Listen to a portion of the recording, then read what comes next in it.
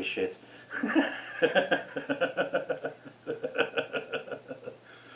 I've got to make sure that everything's working okay. Good evening all. You just got to bear with me a minute because I'm just bringing Andy into the channel.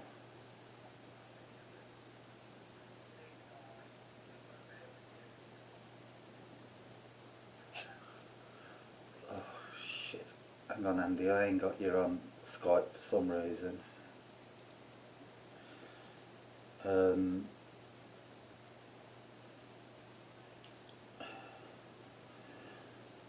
name, desktop Skype. Right, that should have you in the chat, I think.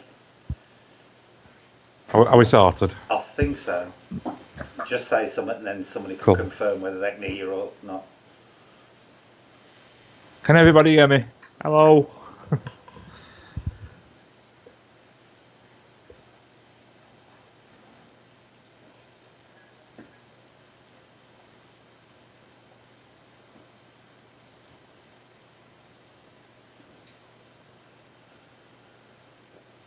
Yes, everybody can hear you. Good evening, everybody. You'll have to bear with me because I'm literally setting this back up after the move, so I had to get Andy and everything sorted out last minute. Sorry about that. Gillian's first on the list, Andy. Okay, no. So you'll have to just take names of everybody else while they're working. Yeah. You'll have to check whether the gambling's up and running or not. If not, I'll switch it on and back off for you. So somebody wants to put points or something in the channel and then we'll work out whether it's going or not. It's alright, this was a last minute decision on whether I was coming on or not because I've been a bit iffy the last few days. But I thought I would do last minute. A bit iffy, yeah? Yeah, it's been really weird, Andy. I've been okay in the day and then just before I've gone to bed I've been getting really bad stomach aches. Alright. And I don't know why. I was trying to work out if the water or something here was poisoning me. But everything seems to be okay. If you want a card reading, just stick your name in the chat and my hostess with the mostess will make a note. Oh, right, we'll start with... I'm shuffling the bloody book. Hi Sam, hi Maureen, hi Gillian, hi John, hi Lindsay. Hello, everybody. Hope everybody's okay.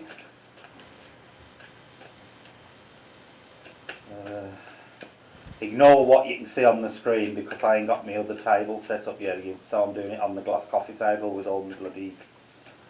That's the back of my CCTV and stuff you can see at the moment. Oh, is it? Hi Julie. I'm just giving these a good shuffle. I've got myself a coffee, Andy. Good, good. It ain't going to last long, but I've got one. The girls are in here as well, so you might get the occasional bark because they keep barking every time somebody comes past. Yeah, no, they're literally, it's all temporary at the moment, John, until I've got the CCTV fully wired in. It's just under the coffee table at the moment because it's the nearest bit to the telly, but it's got to be moved. And I've got the electrician coming tomorrow, so I've had to shift everything around. I'm having a new fuse box, Andy. Oh, yeah. Yeah, an all new set. Well, every time I turn 3 rings on the cooker, it trips the bloody fuse box. Ah, right.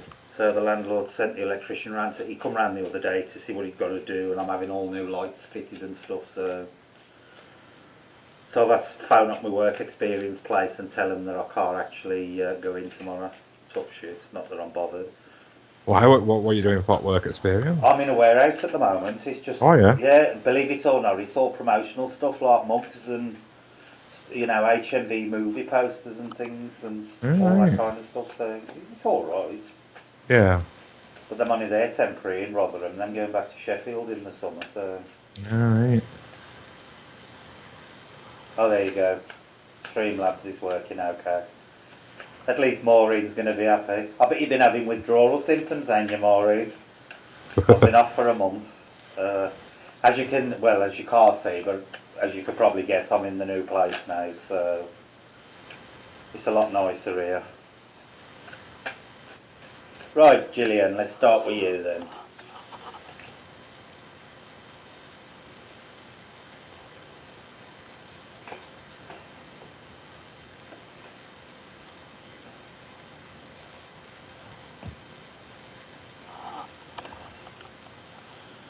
Right, Gillian, past, present, future, final outcome.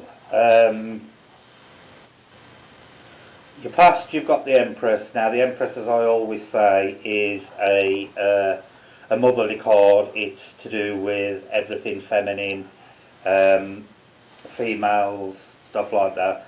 I think there's something been going on recently in the past. I don't know whether it's concerning you, but it's definitely concerning a female in your family. And I will say family rather than friend. They've been very significant in your life recently, for some reason or another. I'll try and tie it in a bit as we go on, but at the moment I ain't getting much off the card. All I can say at the moment is it's something of a feminine nature that has recently gone on in the past. I feel its family matters have been very important to you recently. I don't know of what nature, but it has definitely been revolving around this female figure in the family, and possibly it might actually be you, Gillian. Something very significant has been buzzing around with you. Now I'll tie it into your present because you've got the Queen of Pentacles. Now the Queen of Pentacles for me always signifies again an older lady, not a teenager, but you know, somebody who's late 20s onwards. And again, I think this refers to you. So I think what that Empress refers back to is something to do with you on a financial level. Maybe there's been a bit more stability around you at the moment regarding money. I don't know whether money's been a worry in the past or recently, but what the cards are saying at the moment is you're now moving into a period where money is going to be of a lot more stable nature for you. I'm also getting the impression that you're going to be in some way doing something with money regarding either investment or hobby-wise. You're going to start investing a lot more on a financial level in something that you're interested in. But it does tie back to this. It does tie back to the Empress. So this is what makes me think it is actually you, Gillian. But it's saying now's the time to, I don't know what you've been thinking about recently, but it's definitely to do with projects and financing projects or financing hobbies and interests. And what the cards are saying is whatever it is now, whatever it is you've been thinking about in the past is now at the point where you need to start putting it into practice. It's, you know, you're going to start investing in something that you're interested in.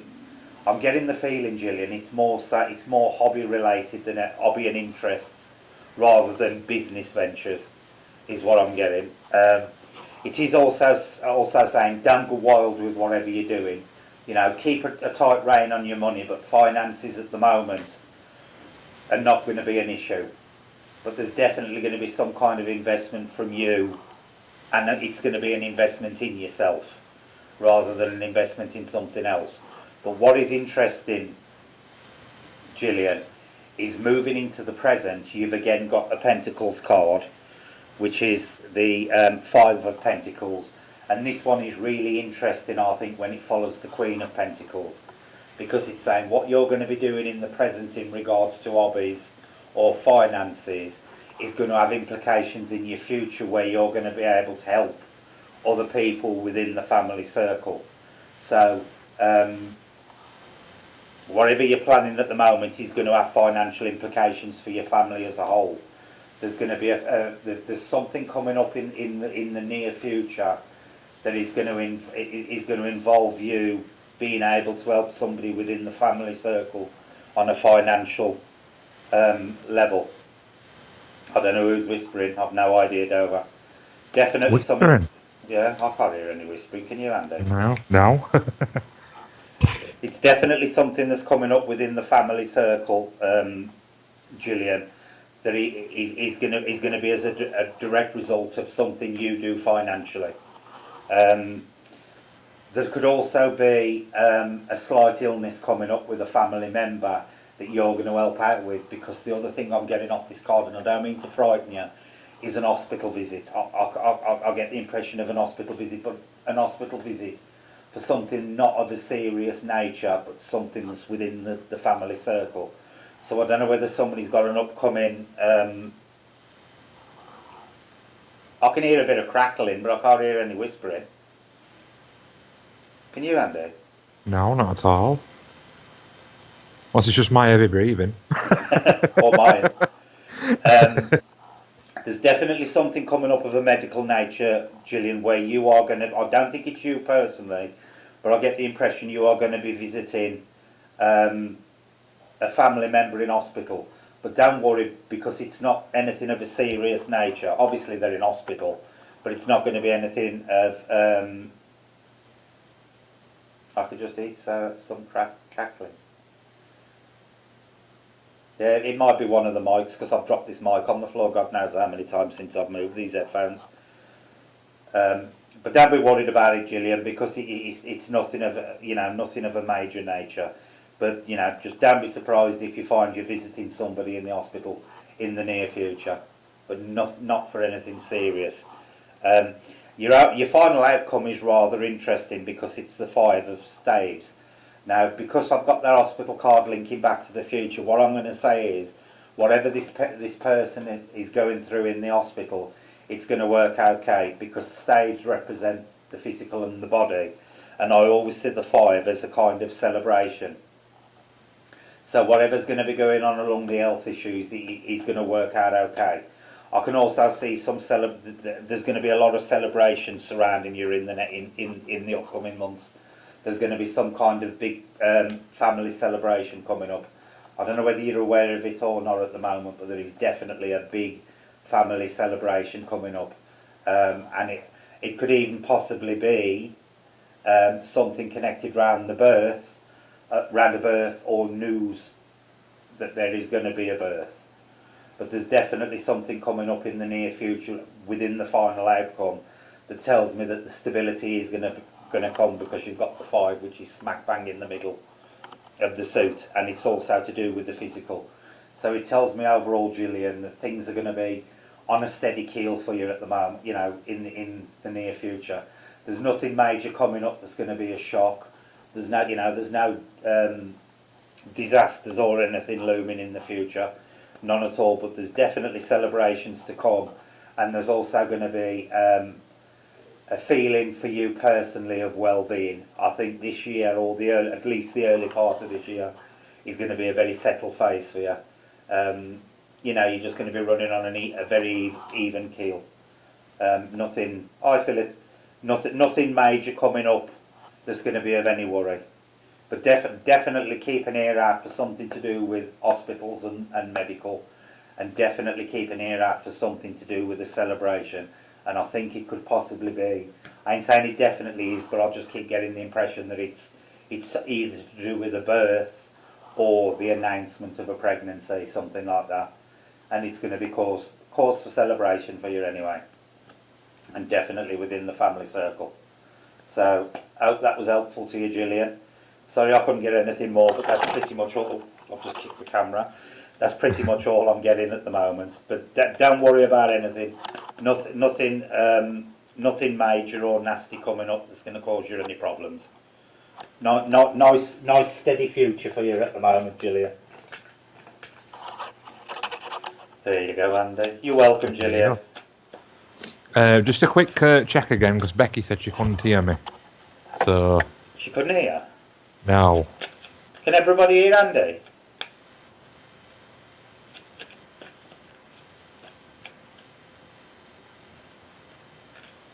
I was going to say him up on the screen, Andy, so hang on. Yeah. Let me scroll down to your, Paranormal Tech says yeah. Yeah.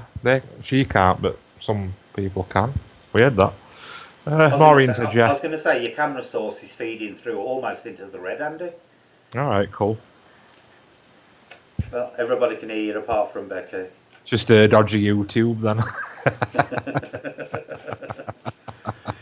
Tell her to unmute.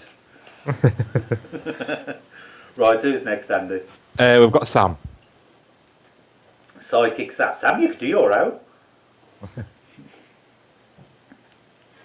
We need to set up another psychic test night, Andy. Yeah, definitely. You know, because Right.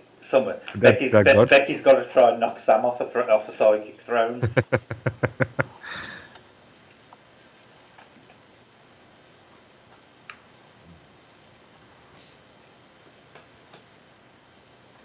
Oh, wow.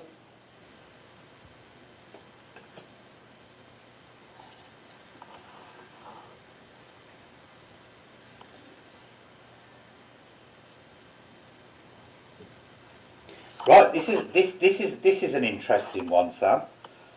You've got two aces in your reading, which signify starts and beginnings. I don't think this is a past, present, and future reading. I think this is a general connected one. I think all four cards are connected.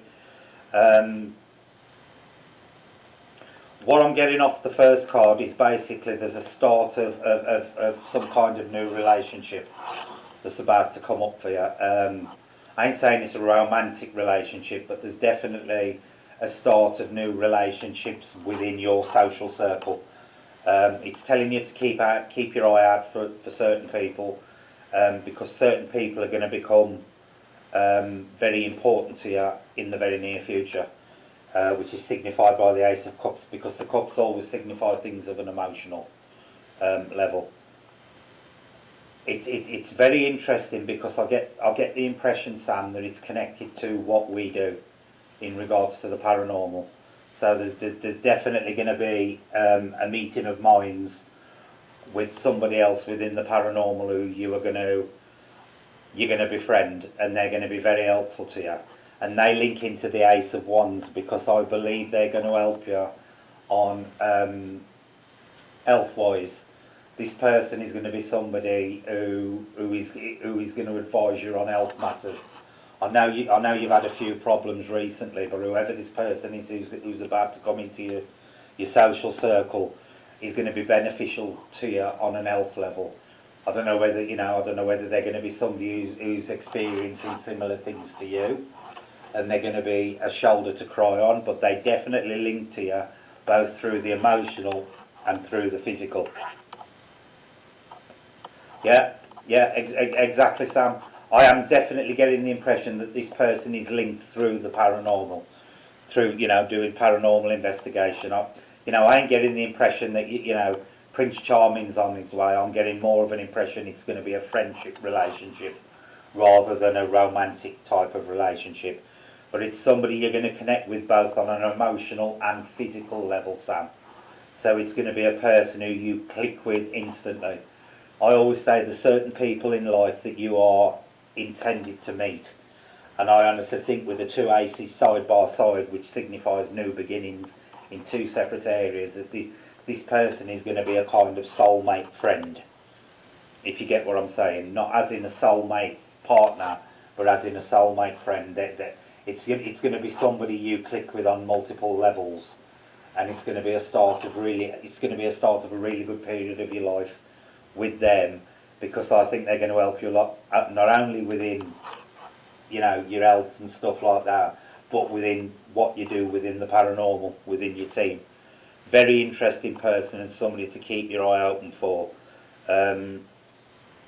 Again, Sam, leading on with the Page of Pentacles, there's movement within the financial things, and linking back to this person now. This is a theme you keep having through your cards. There is somebody out there who can help you on a financial level concerning the paranormal. Somebody that you can start doing something with that will actually help you financially as well, to put you on a more stable financial footing. But it definitely all links back to what you do, Sam, with your channel. This person's linked to your channel. Andy, can you just pause it a second?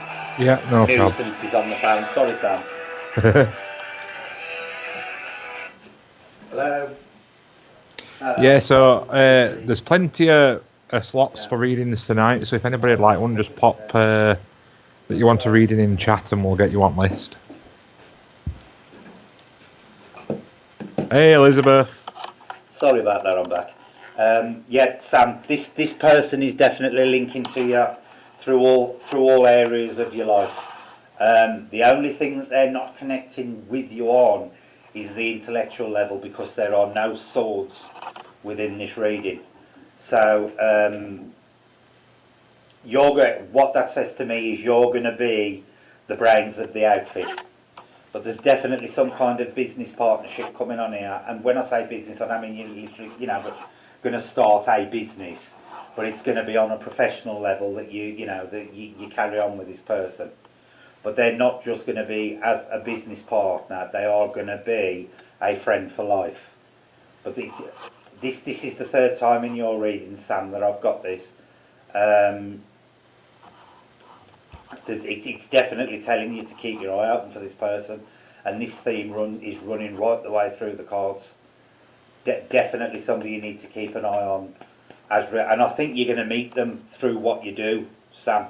I definitely do think you're going to meet this person through being out on an investigation, or meet them via another team doing the same kind of thing. But you're going to click with them instantly. You're going to connect with them on so many levels.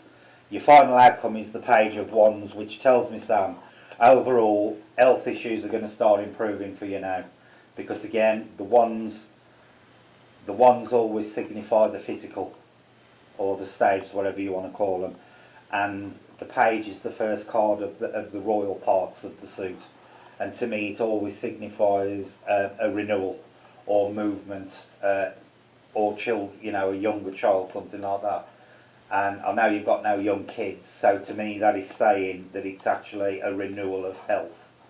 So health issues are going to start clearing in the near future for you, Sam, and maybe it's going to help you get out the house a bit more, and do a lot more of what you enjoy doing. But it's definitely going to connect back to this person. I know you do a lot of stuff with Rachel, but I also believe there's somebody else out there for you to connect with, who is also going to help you within your paranormal work. But it's saying your final outcome is that health issues are going to improve for you, to allow you to do all this stuff with this person.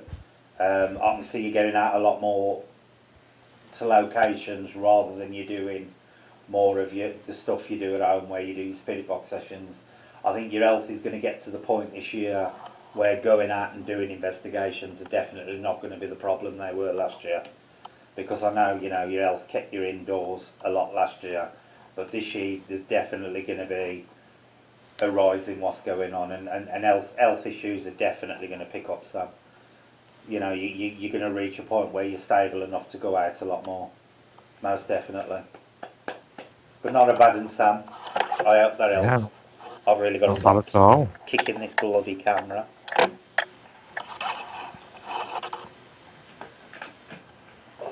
Who's next, Andy? Next up is Vicky M. Vicky M.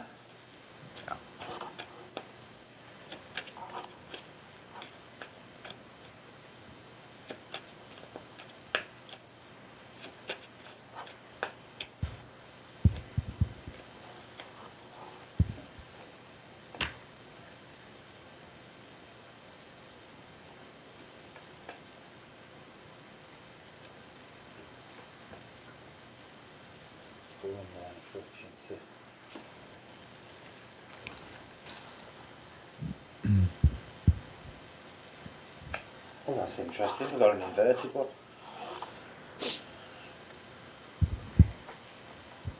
Right, Vicky. Past, present, future, final outcome.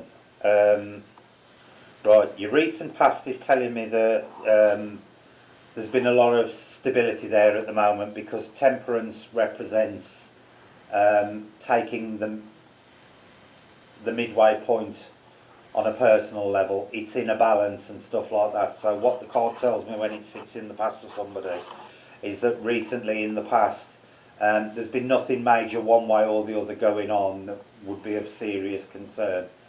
I think it's also describing you as a person as a whole, saying that you're the kind of person who's quite level-headed, very, very self-contained person, somebody who knows what they want and knows how to get what they want, sort of thing. And I don't mean that in a negative way. I mean it in a positive way. I don't mean you're manipulative and nasty to people, but your past is just showing temperance, which to me is in a balance and control. So it signifies that there's been nothing major one way or the other that would be considered overly positive or overly negative in any way.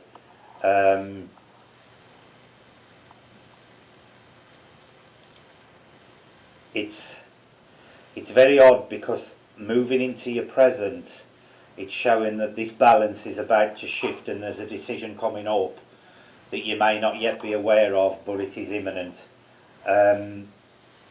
It's also a decision you're going to have to make on blind faith, because this is something I always say to people with the Two of Swords. The Two of Swords signifies a splitting of intellectual matters.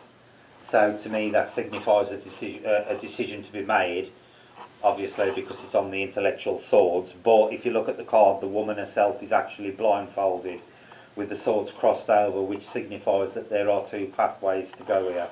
So you've got a very important choice coming up in your life.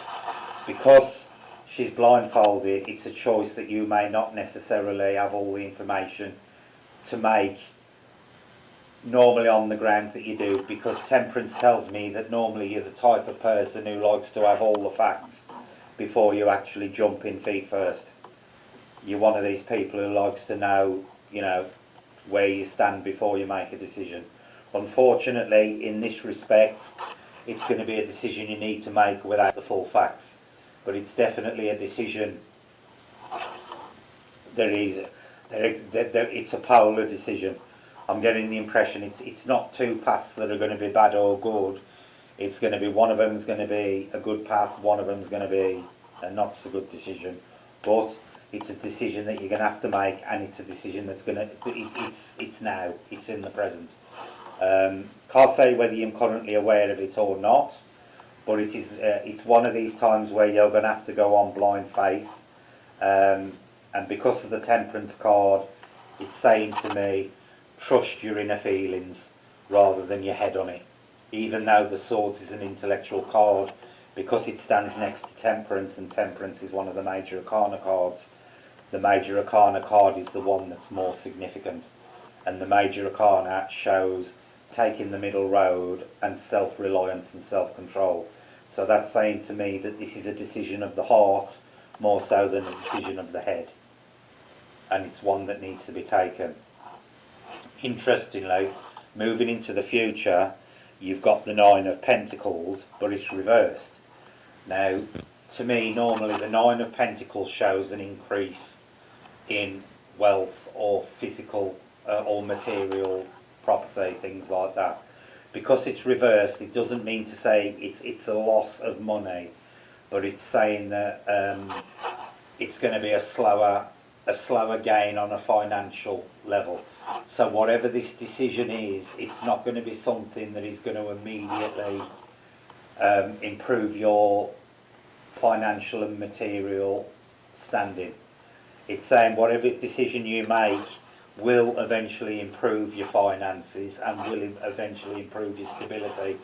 In terms of anything material, it's going to be of a delayed nature rather than an instantaneous thing. So this decision is going to be more of an investment in the future rather than an instant gratification kind of decision. But it's one you've got to think carefully about. It would have been better had the card been the right way around, because it would have shown that whatever the decision was, you would have instantly gained benefits from it. But because it's reversed at Nine of Pentacles, I'm saying it is going to be the right decision, and you are ultimately going to benefit from it. But it's not going to be an instantaneous sort of thing. It's going to be a gradual process. But overall, not bad. You're not going to become ultimately wealthy over whatever it is, but it's definitely going to show an improvement on the financial level, but at a delayed rate. And linking into the Knight of Swords, which is your final outcome, I think ultimately you're going to be pleased with the decision you make, and you're going to be pleased with the final outcome of what you receive from that decision on a material level. The swords, or like I say, indicate the intellectual areas of life.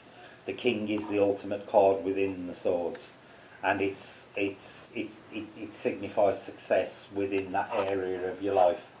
So what that says to me is overall you're going to be very pleased with what transpires over the next 6 months when you finally make this decision and split one way or the other.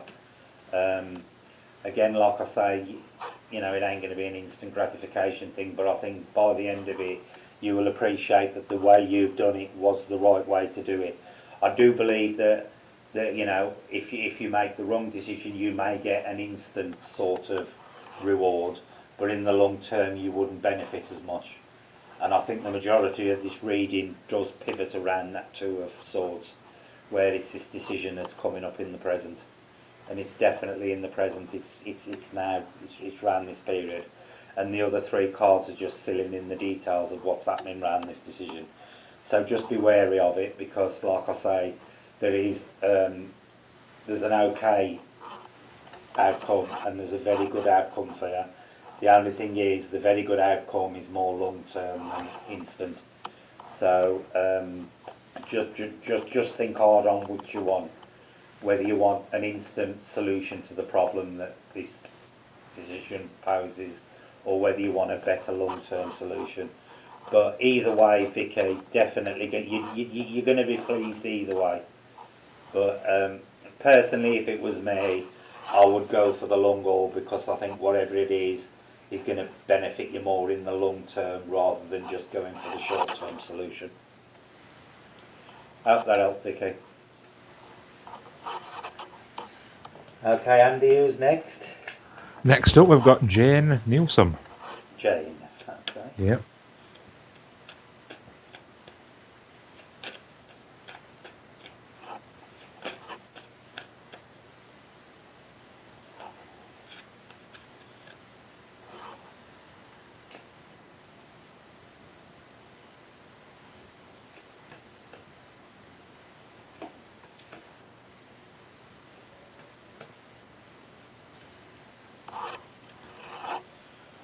Ooh, okay.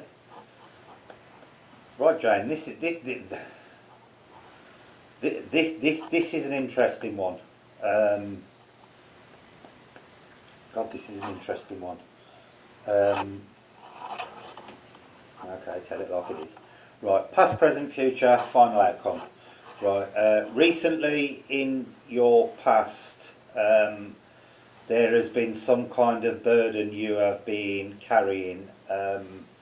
I get the impression it's been on behalf of someone else, or it's been for someone else's benefit. It's set you on a new path in life that you may possibly not have wanted to do, but it's been a necessary journey, if you know what I'm saying.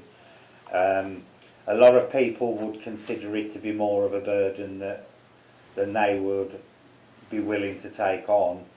But I'm getting the impression off this card that it is a burden you willingly took on, even though it's been hard for you personally. And I get the impression you haven't done it specifically for yourself. This thing you've done has been for someone else, or for someone else's benefit. And it has been a bit of a struggle, I'll be honest. It has been a bit of a struggle for you, and at times you felt a bit overburdened by it. But I definitely get the impression you've been on some kind of life journey recently on behalf of someone else that has actually benefited you in the long run on both an emotional and an intellectual level, if you know what I'm saying. You've learnt a lot from it. I don't think it's been overly negative, Jane, but I do think it's been a lot of work. It's required a lot of effort on your part to travel along the path of it. But you've got there. You've definitely got there. Moving into your present is quite interesting, because your present is strength again, a major arcana card, and I think whatever this journey you've recently been on has given you a lot of inner strength and confidence. And it's also showing you at the lowest points in life, there is always that inner strength to draw on. And it's saying what you need to do at the moment is to rely on your own inner strength to carry yourself forward.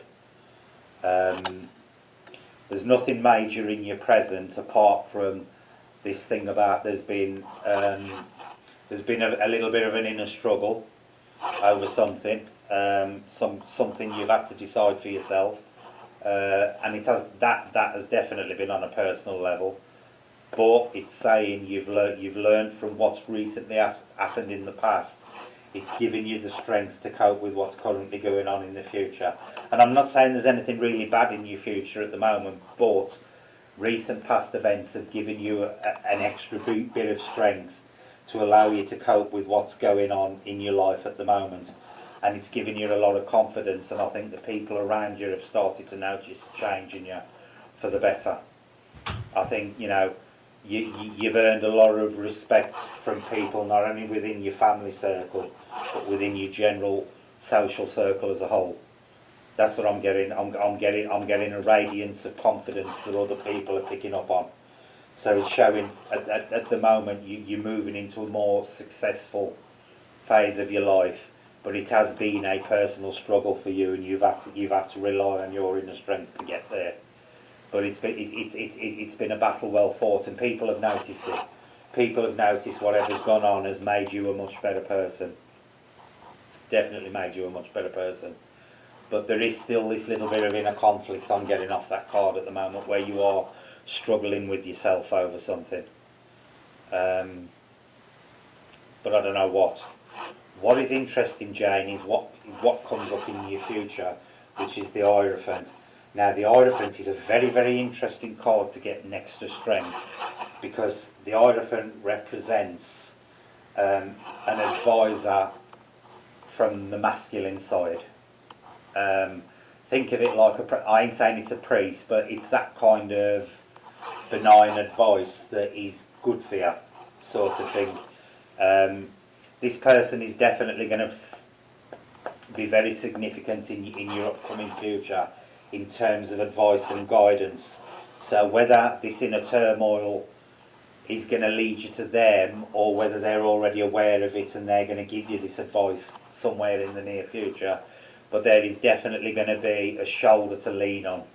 There's definitely going to be an hand of friendship or an hand of support there, and it's going to be, I'm getting the impression it's definitely going to be a male, because it's the Hierophant. If it was a woman, I would have expected to see either the Empress or the High Priestess there, and the High Priestess not so much so. I'd have preferred to see the Empress there if it was a woman. But you're definitely going to get advice from a male, and I can't tell you now, Jane, whether it's immediate family or friends, but it's definitely somebody you know now. It's somebody within the circle of people you know, definitely, and they are going to definitely be a shoulder to lean on. Definitely a shoulder to lean on, and they are going to give you a lot of good advice. A lot of good advice. They are the type of person that you can trust implicitly. And it is important, because your final outcome shows the Nine of Swords, and the Nine of Swords is one of the cards I really do not like if it hasn't got decent cards near it. Luckily it has, because what it signifies on its own is mentally trapping yourself. It's a form of mental bondage where you can get yourself stuck in your ways, or set in your ways, or it could even signify things like depression and stuff like that. And where it is, I think that's coming as an advisory that this inner strength that you've developed recently from situations that have been going on in your life, and with this person who is going to give you advice in the future, that they are going to allow you to avoid that situation. I definitely believe that is an advisory card rather than a predictive card. It's saying that these people are going to, if you don't listen to this person and you don't listen to yourself and use what you've learnt recently, it will lead to you getting yourself stuck in a rut. But if you listen, if you rely on yourself and you rely on this gentleman who and I do believe you know this gentleman already, it's going to save you from a lot of mental anguish and a lot of stagnation on that aspect of your life. But I hope that helps, Jane. But not a bad reading at all. Not a bad reading at all. There's nothing overly negative in there. I do genuinely believe that final card is just an advisory of what would happen if you don't follow what's led up with the other 3 cards. So just rely on what you've learnt yourself, but also take on board the advice of this man in your life, and he is in your life now, who is going to be like a font of knowledge and a font of good advice. So hope that helps you, Jane. Okay, Andy, who's next? If I hadn't missed anybody, then that's it. Oh, is it? Oh, sorry. Yes. So unless somebody, wants to read in now, please shout out. If not, we can have a paranormal discussion. Maureen's too busy gambling to do anything.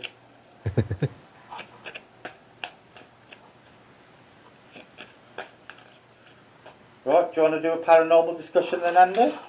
Can do, yeah. You're welcome, Jane. You're more than welcome. Right, Andy, do you want to tell people what you've been up to lately? Because I've lost touch with everybody over the last 3 bloody weeks. So, right, I ain't been doing nothing. You've been doing nothing? I've been doing nothing. I've been playing The Witcher, and I've kind of lost myself in that. Oh, I started playing that a couple of months ago, and I thought I've got to stop because it's sucking me in too much. Yeah. Yeah, so that's my paranormal activity out at window for last 3 weeks. Yeah, I've been using that my spirit box here a couple of times, and I've been getting some fairly decent responses and stuff in there. So, Alright, cool. The radio reception and everything's a lot better. Yeah. I ain't getting the feelings that I got in the other house, and I've had nothing happen gravy wise or anything at the moment. So I bet you're missing it though, aren't you? I am actually. I did feel a little bit guilty when I left. Yeah. And I left a little present before I walked out. So I'm hoping they appreciated it. But, probably will. Yeah, I've been a bit out of touch with what's been going on paranormal wise because I've only been on and off. Yeah. A little bit rather than being full on with it. I did notice that GS Paranormal he's put an announcement out that he's going into the investigation side of things. Oh yeah. Full time. So that'll be interesting to see how that develops. Looking forward to that. I've watched a couple of Sam's videos. Sam's been busy twiddling with the radios and stuff, so that's been rather good. But on a personal level, there's been nothing happening in this house at all, which is it's actually, believe it or not, it's actually made a nice change. There's been no strange occurrences or anything at the moment. Right. But it's early days yet. But like I said, I've had a couple of decent conversations on the spirit box, and my landlord turned up tonight to tell me the electrician was coming, and I've got my spirit box on the floor, and he's an Asian guy, and I've got my spirit box there with a pentagram on it, and he's like looking at it a bit funny, but he ain't actually. I was waiting for him to ask me what it was, but he didn't. Yeah, definitely. He did pinch me bloody lighter though. All right. Right, is anybody in the chat wants to ask any questions paranormal wise? Me or Andy or anybody else?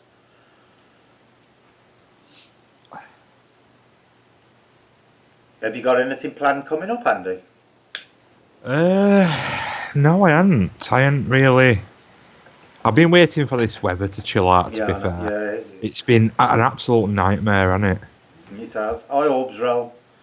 It's been a funny day here today because last night it was as windy as hell and it really bucketed down. Yeah. Today, I got up this morning and it was lovely, and then a couple of hours ago it started gusting again, but it seems to have stopped again now. So yeah, But Lindsay and John have been in touch, and they're on about taking me to a church that they did with Simon. So I'm looking forward All to right. doing that. Cool. That'll be interesting. I noticed you went to the tunnel the other day, and signal was shite there as normal. Yeah, as normal. Could do with some boosters in there. I'm about to start, I think, I want to start doing me a book of shadows. So what I'm going to start doing on the channel is a series of videos where I actually create it. All right, yeah. That'll be something for you to all look at on the channel when I do the book of shadows with the book binding and stuff. Yeah, that's the problem this time of year. You're at the funny period of the year where the weather's just changing. February is known as the coldest month of the year. Hopefully, once we get into March, we can start getting out more and stuff like that. That's it. How are you getting on with Tommy and that lot? Any developments on that? To be honest, that what biggest thing I've had recently. He spoke in me while I was asleep. About a week and a half ago, and it absolutely shit me up. You know when something like wakes you up out of sleep and your heart like squeezes, Mm-hmm. and I was like, oh my! And it was just a really soft voice. It just went, "Tommy, speak."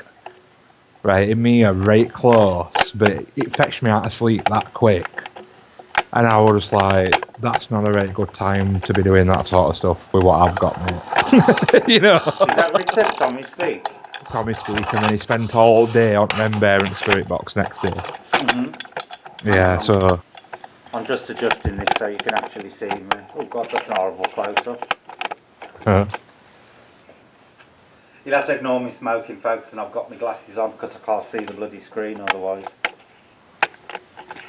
That's the first viewpoint you said on camera. Mm-hmm. What's all that about? I did it the other day I was on an Australian channel with Sam, and I thought, oh sod it, I'm just going to go on. It's just easy. It gives somebody to look at rather than just staring at the cards. Hi everybody. So yeah, I've gone on. I could do with the shave actually. I should have been at work again tomorrow, but like I said, I've got the electrician coming in, so that's going to be a bit of a bloody nightmare. Yeah, you can put a face now. There you go. That's me with my glasses off, but I have to keep my glasses on because I can't. My eyesight's gone crap. Sam says she just ordered Emma Tully's book called The Haunting of Sharon Rectory, so should have a lot more. Oh, is that the new book that they've released, Sam? Spin that round a bit. Yeah, I know Sam said, you know Sharon Rectory, Andy? Yeah. They've just released their book about it. Oh, all right. So, is it on Amazon, Andy? Sam? We'll have to wait for it to answer because it's on a delay. Yeah. But I wouldn't mind getting that actually because, if I get over to Ireland, it's one of the places I want to go to. Mm-hmm. The Haunting of Sharon Rectory. I'll just have to make a note of that. Anyway. I'm presuming the Tullys are the family who own it now. Oh. I don't know what there is round here. Jay says there's a cemetery just down the road, which I'm going to try. And we've got Clifton Park nearby, which has got the it's like a military museum in the park. Yeah. And I know they do ghost hunts there because there's reports of a young lad in the place. There's a young girl and a young lad that have been seen actually in Clifton House itself. But there's a lot of like old armour and stuff from like the English Civil War and stuff like that in there. So I might try and arrange sneaking into the. You can go in anyway, but I might get in touch with them and see if we can do an investigation in there one of the nights. I would like to go to that place you were on about, that Barnsley antique place. Oh, antique centre, yeah. Yeah, definitely. Yeah, Sam says, yes, it's similar to the name of my videos. It's on Amazon, $799. Is that $799 or 799 pages, Sam? And available on Kindle or digital download. Oh, I might get it on Kindle then. I might get it on Kindle because I've got my Amazon Fire tablet, so I can have it on that. can't believe you got nothing planned, Andy. I know, it's not like me, is it? We need to do a UFO thing as well. We need to do that big UFO study we were going to do. That'll be interesting. Hmm. I wouldn't mind going to Todmorden as well if we can get up Todmorden. I think the locals call it Todmorden. Yeah. $7.99. So if anybody's interested in that book, Sam says it's on Amazon. It's called The Haunting of Sharon Rectory by a woman called Emma Tully, who I presume is the actual family that lives there at the moment. If you want to find anything else out about Sharon Rectory, Sam's done a few investigations there and really good. I've got to be honest, the place is fascinating because I think there's it's not just spiritual hauntings going on there. I think there's elemental stuff going on there as well. I don't know if Sam wants to tell people more about it, but it's quite an interesting spot in Ireland.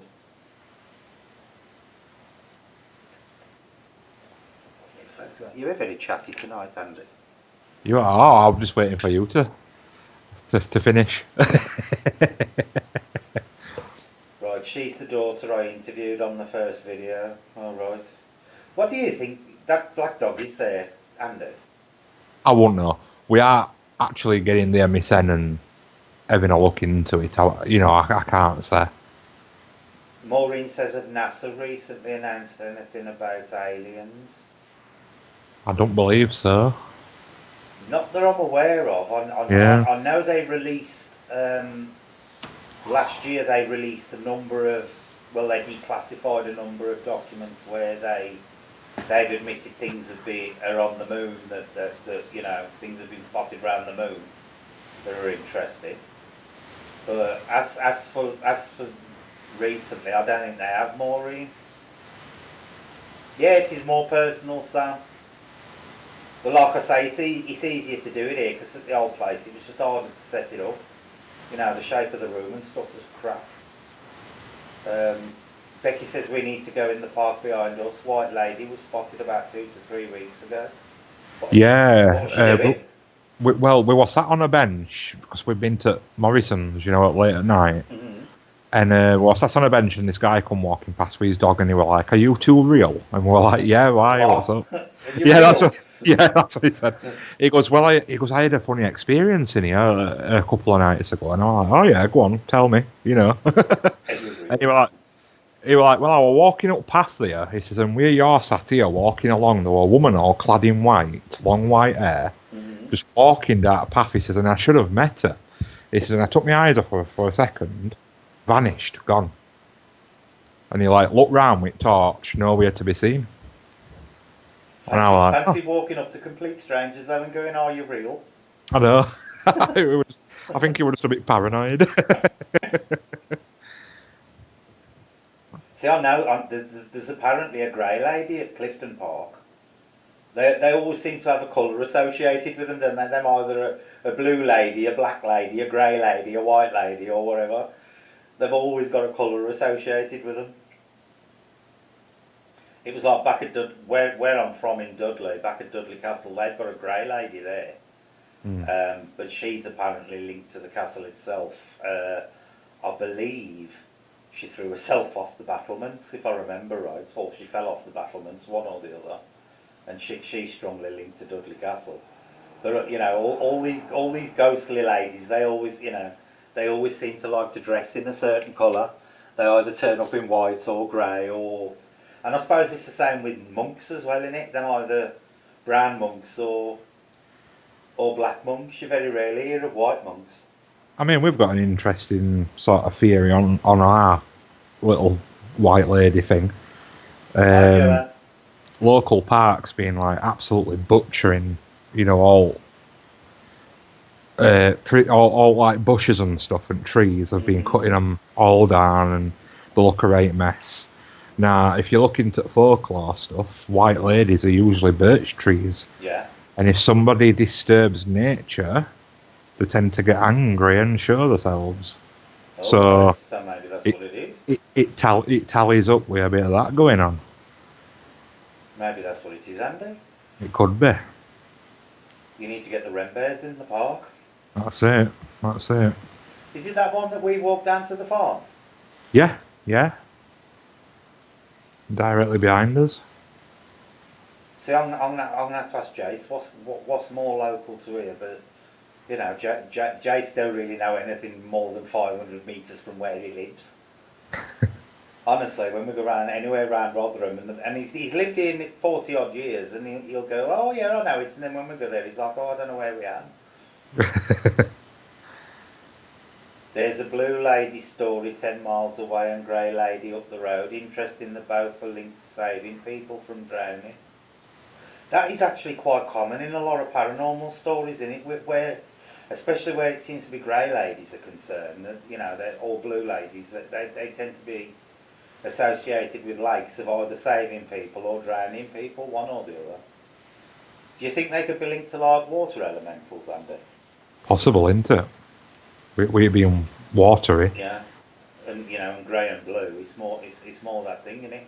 Because Yeah. where I'm from, there used to be a quarry at the back of a church, and that had that's got quite an interesting history because that area is linked to the gunpowder plot.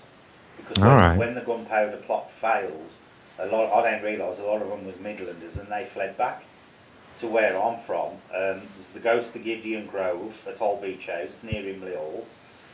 His horse is seen galloping down the road being chased by the King's men and stuff. But this hill, there's a grey lady there in the quarry behind, and apparently she drowned in the quarry because there's a pool at the bottom of it, and she's actually been attributed to saving a number of kids from drowning in that pool. Quite interesting, actually. And you know, she's never seen, right, and there's a graveyard there because it's where all my family are buried. Okay. We've got a family plot in that churchyard, but you know, she's never reported in the graveyard, but she has been reported around this quarry, and apparently she actually drowned in that lake herself. Dr. Villan says grey ladies are mostly seen inside buildings, white ladies are seen outside the buildings. Perhaps it's because it's darker inside the buildings, Villan, and the white looks a bit more grey. Perhaps that's what it is. I know there's a couple of areas that have got red ladies as well, ain't there? Yeah, and Furbeck Hall, it's not too far off Rotherham, that's apparently got a green one. Ain't banshees traditionally dressed in red or white? I've heard of white, white I'm sure I've read white and red. Right. You know, they tend to be either white or red. But, you know, a lot of people say, oh, you know, they're residual and stuff, but the ones that are actually interacting and saving people, that they've got to be intelligent ones. Oh, aye. You know, because there's no way a residual is going to interact and save somebody. He's literally just a playback, isn't he? Yeah. Sam says white, I think. The lady linked to your pond is white, Sam.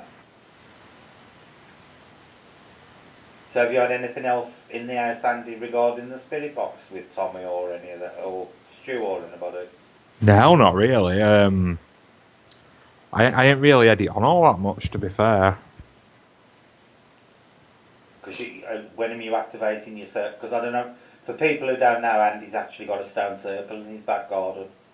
when you're going to activate it? Because I read the other day you were going to activate it, aren't you? Yeah, I'm planning on doing it Beltane Eve. Oh, that ain't going to be long then. No. Hopefully weather will be alright. It'll give the neighbours something to look at through the window. It will. Mind you, your neighbours don't seem too bad, do they? No, they're not too bad. Mine are, well, the one's the one side, I don't really, you know, he said hello, but I know, but the one on the other side is a young Eastern European couple. Right. They're quite nice. He puts me bins out for me every week. Oh, that's alright. Coco still don't like him very much, but Kaya thinks he's okay. But Coco don't like anybody very much until he's met him for about 3 months. Or if they turn up and give her food and remembers them next time, and then that, you know, is okay with them again as long as they bring them more food. So I always tell people who visit me, if you want to come in my house, bring food because the dog will accept you then. Very food orientated. I have noticed that these two have been very settled in here as well. All right. Because in the old days, Kaya used to spend a lot of time sitting at the bottom of the stairs, Yeah. staring up the stairs all the while, and that was where we used to get a lot of the sightings in that old house, at the top of that stairs. But I felt better in myself since I've moved here as well. Oh, You that's know, good then. Delafield Sedan, and it was really oppressive in that old house. Really oppressive. But this is light. It just seems lighter in general, atmosphere and physical light wise. Yeah. It's quite good. But we were planning on going and doing a churchyard investigation again, and yet again, we had another storm. That's 4 weeks on the trot now. We've been wanting to get to this bloody cemetery, and the weather's just turned crap on us and ruined it. So we will be doing a cemetery, but it'll be a video rather than a live. I ain't got the subs to do it live yet, but it'll just be a video, and we'll get it done. Because believe it or not, I've never actually done a graveyard investigation yet. I don't think I've ever done one either. Because I know people think, because it's a graveyard and it's associated with the dead, they're going to be extra haunted. But for me, they ain't. But I just want to get a few under the belt anyway, just to say I've done stuff. Yeah. There's one in Sheffield we're planning on doing, which is now abandoned. That's the one I'm really looking forward to, because that one's pretty much in disrepair now. Right. So I'm looking forward to that one. There's the one that John and Lindsay goes to in Sheffield, which is one I want to do, which is central. That's got a lot of Egyptian stonework and stuff in it. All right. So I'm looking forward to doing that one. But the main one I want to do is the one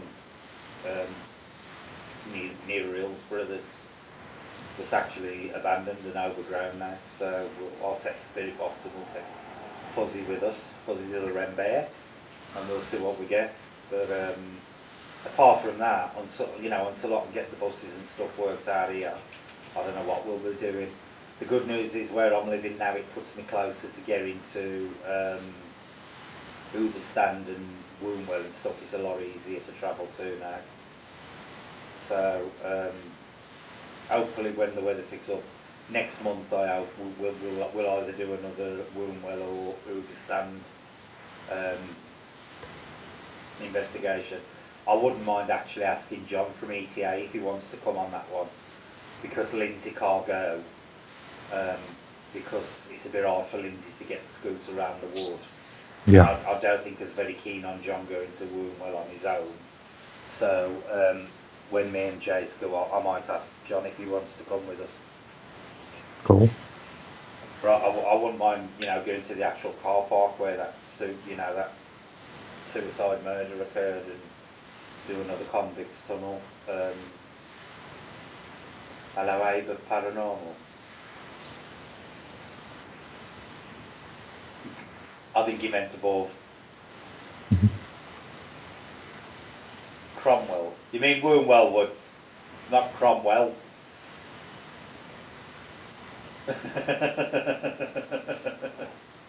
Yeah, definitely, John. Hopefully, if hi Mike. Hopefully, if the weather picks up next month, we'll get to Wombwell, and you can get down to there as well, Kai Randy, because it's quite local to you. Yeah. Slide down road. I definitely want to do another investigation at that pond, because I've said time and time again, I think there's a story there that ain't been fully told yet. I definitely do think there's a story there. There was that one fear. I really wish that the camcorder might have picked up that woman that I picked up on the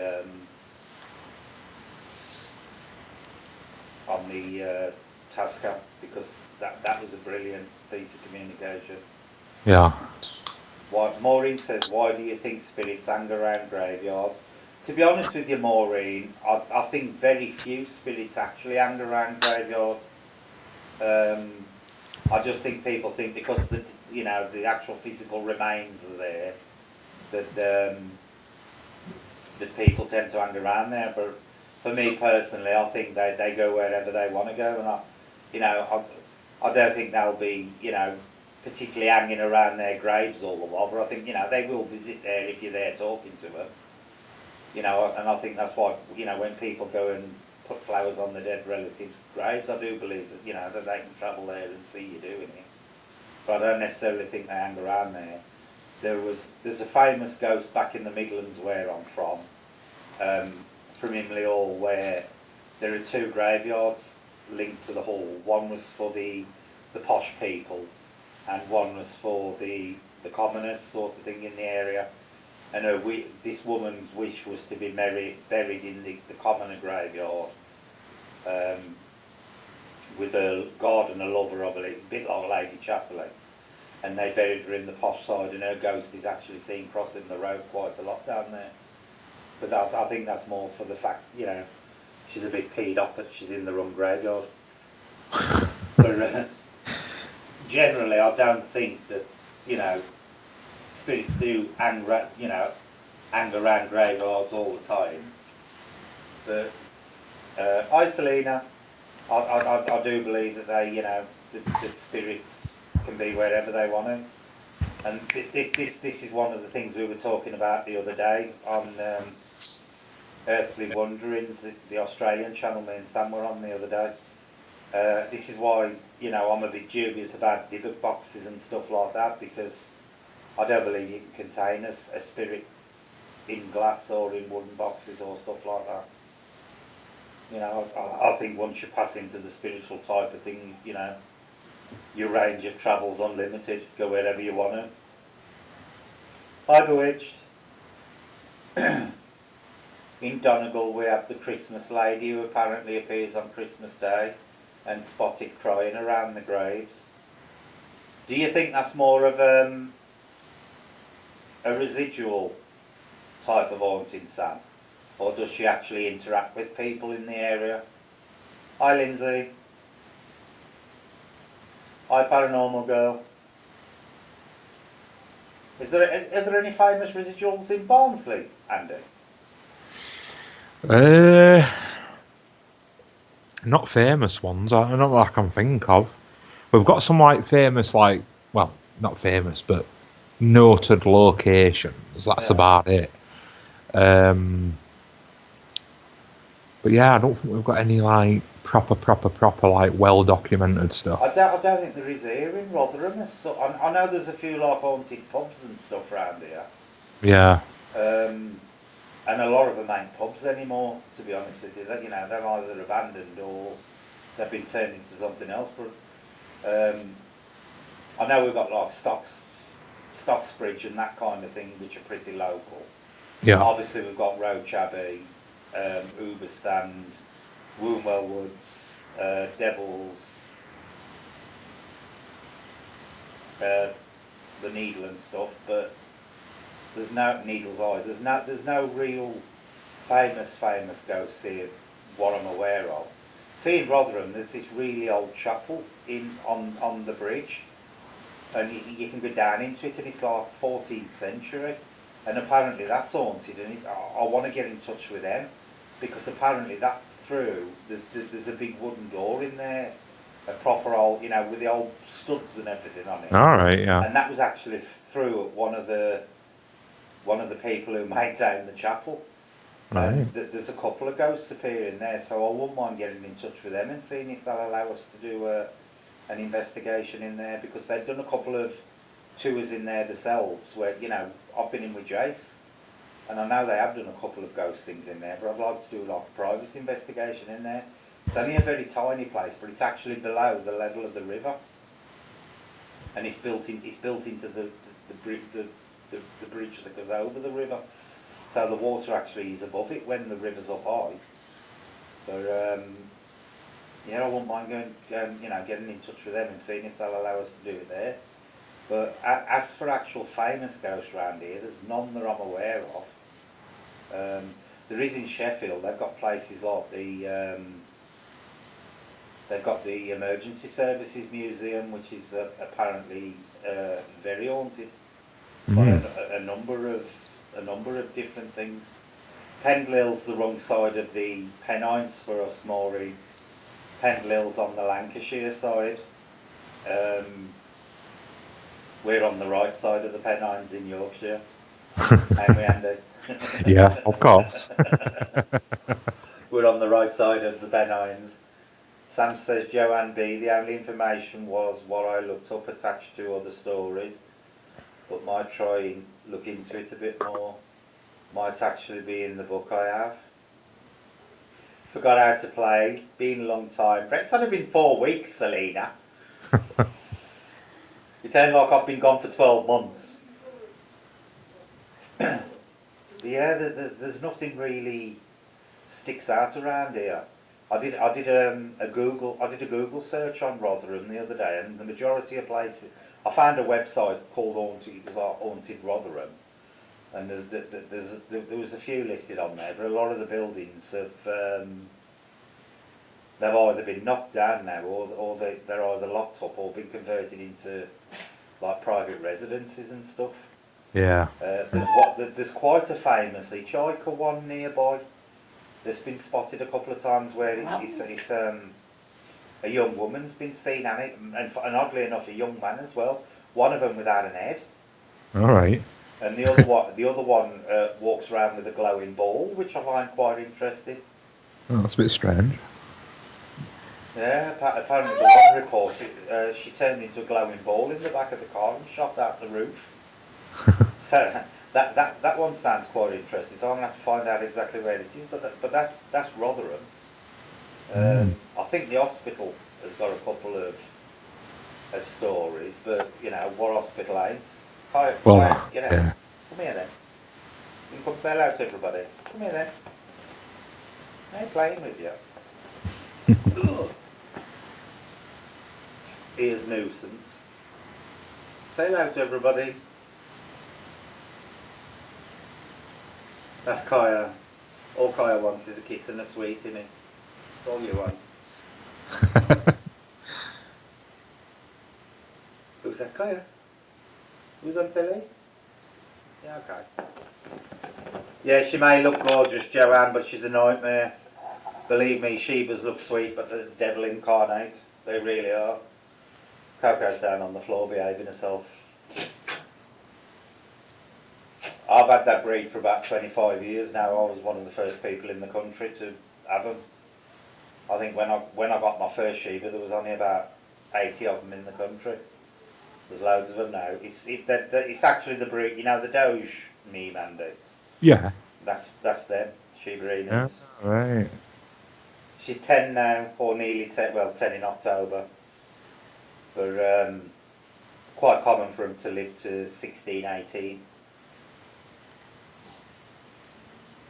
Oh, Joanne, the pair of them, not so much me, but Jason, they sucker him every day. Jason can't eat his tea. Jason's tea goes 3 ways, and when we first got together, I warned him, do not, under any circumstances, bow down to the pressures of this dog, because she will walk all over you. And he kept on with her, oh no, she's nice, she's sweet, and now he can't get rid of her.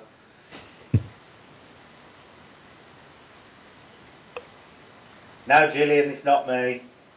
It's somebody else.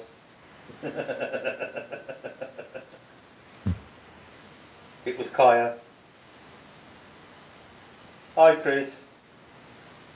So is there any subjects anybody want us to discuss? Pick a paranormal topic and me and Andy will talk total shit about it if you want. We heard a lot about sighting with missing heads and hands. Could be weak and stone. Take images where the energy has been weakened. That the head or feet has faded away from the image. Only theory though. There was actually back where I live in a town not far from where I used to live called Starbridge. There's an old famous Roman road. And it was often reported that there was like legionnaires seen walking up the road, but they were cut off at the knees, and apparently it was because the Roman road itself was about a foot under the road that's there now. So they're guessing that the feet are actually still there, but they're down underground, still walking on the original road. Maureen missed your Pendle Hill comment. I live very close to Pendle Hill.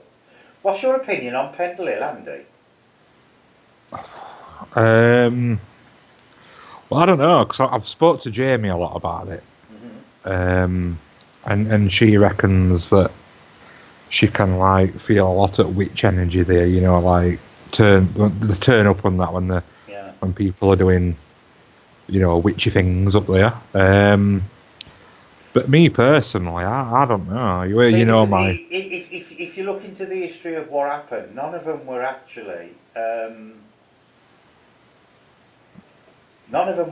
really witches, were they?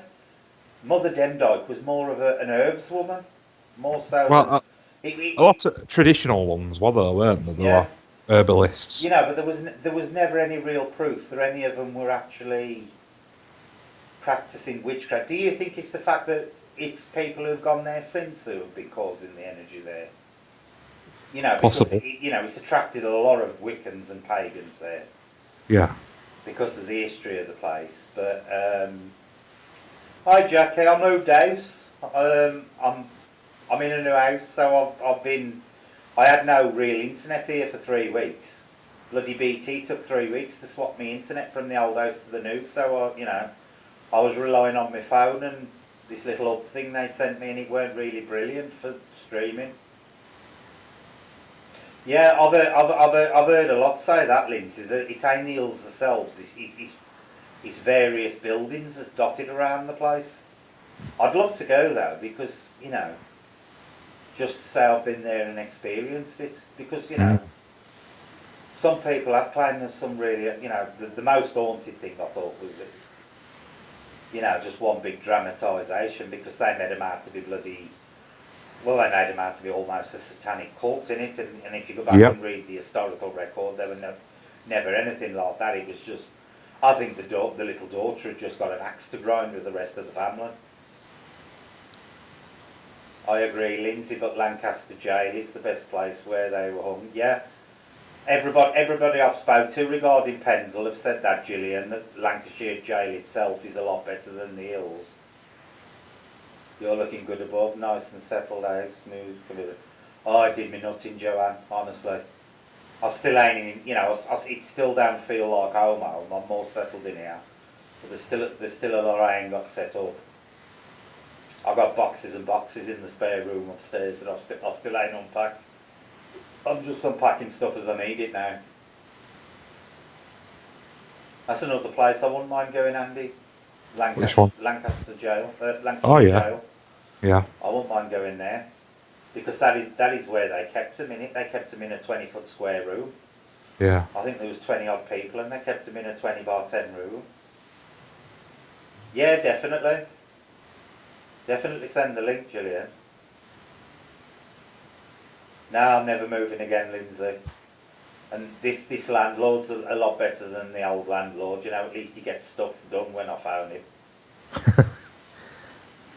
Because the old one, you just used to phone him and he'd ignore you. I dread to think what the place is like, to be honest with you, Andy, after these storms, because there was holes in the roof where the tiles had blew off. Really? Every time it rained, I used to have to put a towel on my bedroom floor because it used to come through the bedroom ceiling. No, that's no good.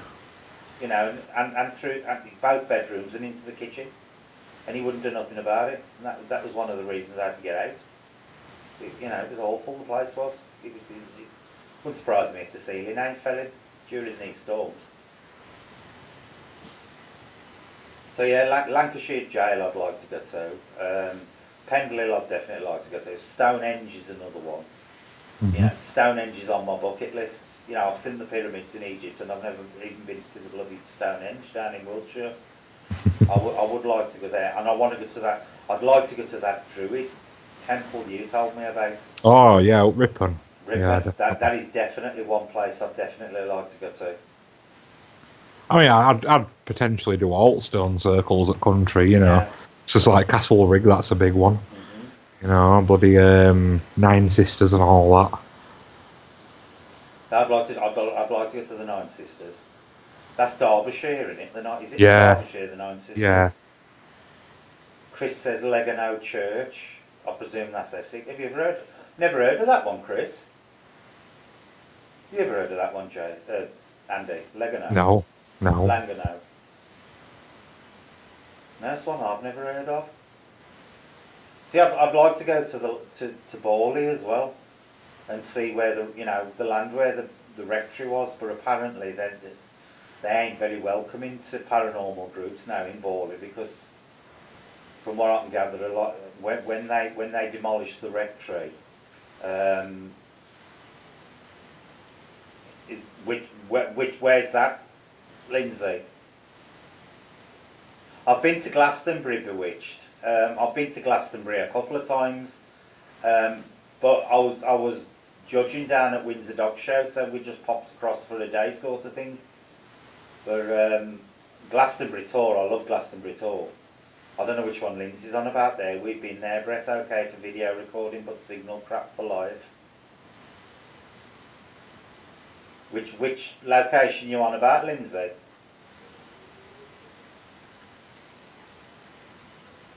See, I've got a friend who claims her spaceship is hovering above Glastonbury Tour. Oh dear. It's invisible and 50 miles wide. Oh, Lindsay says I've been to the Druid Temple in Ripon. The other place I'd like to do is the old chapel in Wombwell as well, Wombwell Village. Not Wombwell, Wentworth Village. I've lost Brett, be back later. You've lost me. How have you lost me? I'm sorry, I can't stop. Only mod on another channel and it's about to start. No worry, Julian, you have a good night. It was only just a quick card reading session and let everybody know I'm still alive and get everything up and running again. At least I know it's all working properly here. The good news is, Andy, my internet's nearly 3 times faster here. Oh, is it? Yep. Oh, that's all right. Both upload and download, nearly 3 times faster. So, I've had no dropouts at the moment, because when I was at the old place, occasionally I'd get the dropout thing saying you're losing a bit of your signal, but I've got none of it here tonight, so it looks like it's working okay. Very good. So that's another good thing. Stop staring at me, you can go out in a minute. Dog's looking at me funny. But yeah, it'd be nice to go to that Druid Temple for the solstice. For the summer solstice. I wouldn't mind doing an all-nighter there, Andy. I think you can potentially. Is it actually fenced off, or can you just walk into No, it? I think you can just walk straight in. That wouldn't be a bad idea. Chris says I would love to investigate London Tower. Me too, Chris. Because they've got there's a number of famous ghosts there, ain't there? You've got Anne Boleyn, who walks around with her head under her arm. There's one in the Bloody Chapel. There's a woman in the Bloody Chapel who apparently also appears in one of the towers as well. But apparently she leaves a smell of a certain perfume, both in the chapel and in the tower. There's the 2 princes who are seen in the Bloody Tower as well. I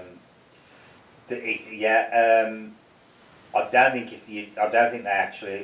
they're actually doing ghost trips in the tower at the moment, are they, Andy? I don't know. I'm sure I read somewhere that they actually stopped the ghost walks. Oh, John says you can just walk into Druid's Temple. Yeah. See, me and Jace went to Conisbrough Castle in the summer, but it's surrounded by a fence and you can't get in there because it's National Trust. That was another interesting one, and the only problem with that place is it's so close to the roads. When you're trying to do spirit boxes or anything, all you can hear is the traffic and everything. Traffic. It's always an issue. Yeah. I've tried to do a few spirit box sessions there, but all you can hear was bloody lorries rumbling past and stuff. Lol, Lindsay, I think so. Is anybody else? Are you buffering, Andy? Is Becky buffering, Andy? No, we're fine at this end. I'll say I'm getting nothing to say that I'm having any kind of signal dropout. But you up for a Friday stream, Andy? Friday. It should be. We'll pick a topic. We'll do an organised topic rather than just a general chat. Yes, it's bad. Can't wait for it to pass. But rain forecast for a week. I think we've got an whole series of storms coming in over the country. See, I like doing investigations in the winter, as long as the weather's okay. But when it starts to get, either icy cold or peeing down the rain, you just can't do it. or extreme wind. Yeah. Well, the wind ain't so bad if you're indoors, is it? But if you know, Well, if you're indoors, yeah. if you're doing anything, I think it's where they are, Brett, rather than your end. Yeah, to be honest with you, I think these storms have been playing havoc with a lot of people's internet. Um, I think it's took a lot of the towers and stuff down as well, ain't it? From what I was reading earlier on, apparently a lot of the mobile phone towers are down at the moment. All right. So people might find they're getting dropouts on the mobiles as well. But as soon as I get 1,000 subs, I'm definitely planning on doing some, like outside broadcast type things Yeah. with Jace. But we might go a bit farther afield for them. I'd definitely like to do a live broadcast from Woonwell Woods, and I'd definitely like to do a live from Uberstand. But I'm at 800 subs nearly, so we'll get there whenever. Hopefully sometime this year. Shouldn't be long. Hopefully sometime this year we should be able to do it. Might be just in time for the summer with a bit of luck. Yeah, I'm glad everybody's getting on a bit more in the paranormal now as well. Things seem to be settling down. The arguing seems to have died down a bit now and people are getting on. I think Simon and Mark Smith have made peace with one another. I say they're maybe going to be best buddies, but I think they made peace, and he has with Gob as well. So, but I'm glad to see he's going to be out doing investigations more so than just what he's been doing recently. Sam says wind outdoor is horrible because we have to use dead cats, and and even at that you have to stuff them down your jacket to stop the wind. Dead cats. Is that what the Irish do for eat? Murder cats. It is better, Lindsay. And he looks better for it as well, to be honest with you. Just ain't worth the stress. I'm hoping this year a lot more, we get a lot more collaboration amongst various teams. Obviously there's teams that, there's always going to be somebody in the community you don't like, but it's better if everybody just remains civil even if they don't like one another.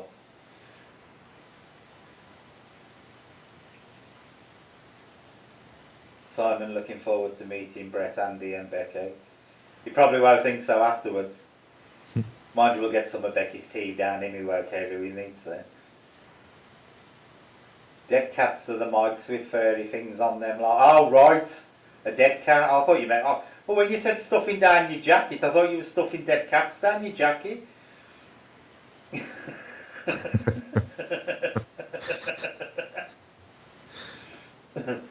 Yeah, I know what you mean now. A dead cat. I get it. Good night, Saint. You have a good night.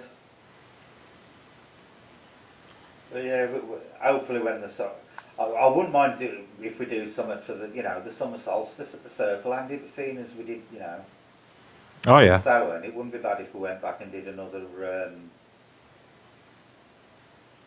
something there in the summer. Yep. We endured freezing to death there. We might as well appreciate it when it's warm. Mind you, I've just read on Facebook that Jamie's up the duff in her, so she ain't probably going to be able to turn up. She's what? I'm sure I've just read on Facebook that Jamie's up the duff. Really? I think so. I'm sure that's what it said. It popped up just before I came online. Oh, I've not seen that. I might have misread it, but I'm pretty sure that's what it said. Oh, okay. Evening, SJ. But yeah, I'm looking forward to going out with Lindsay and John, and get to meet Simon as well. That should be interesting.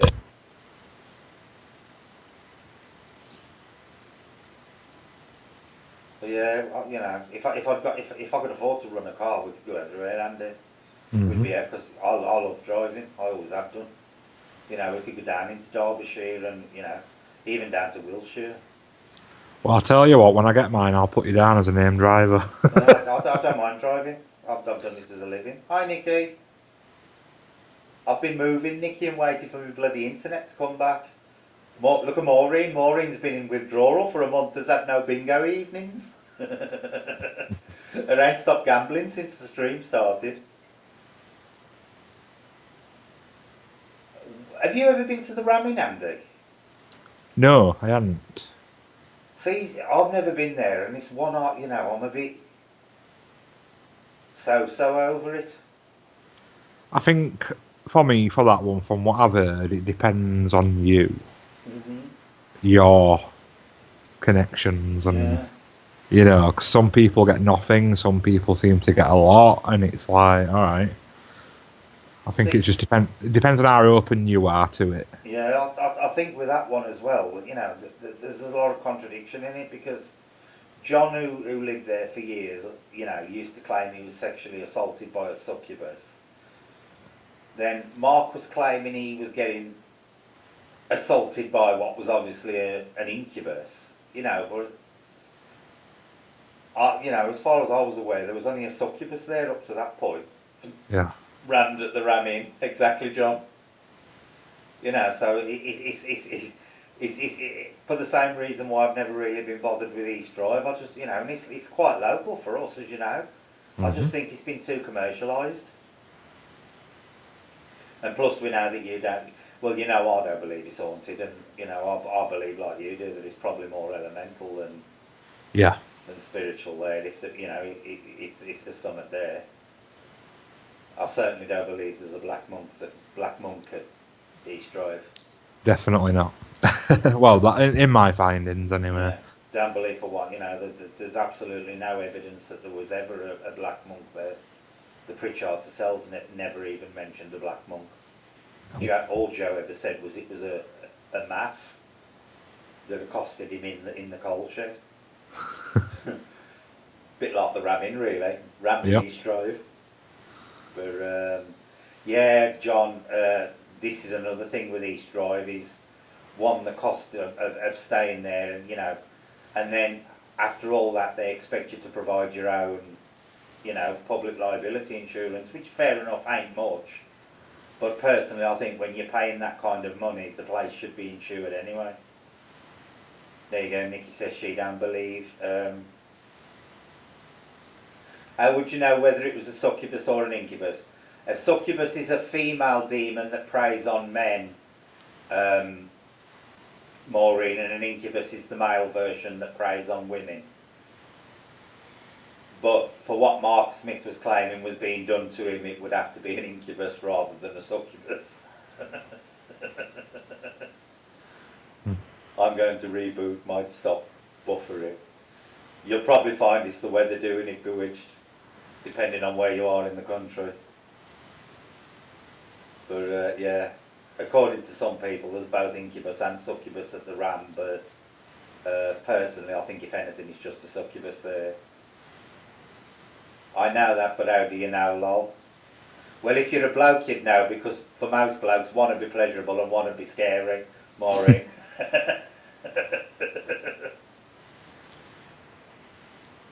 Men and women have got different parts, so you'd be able to tell which was which.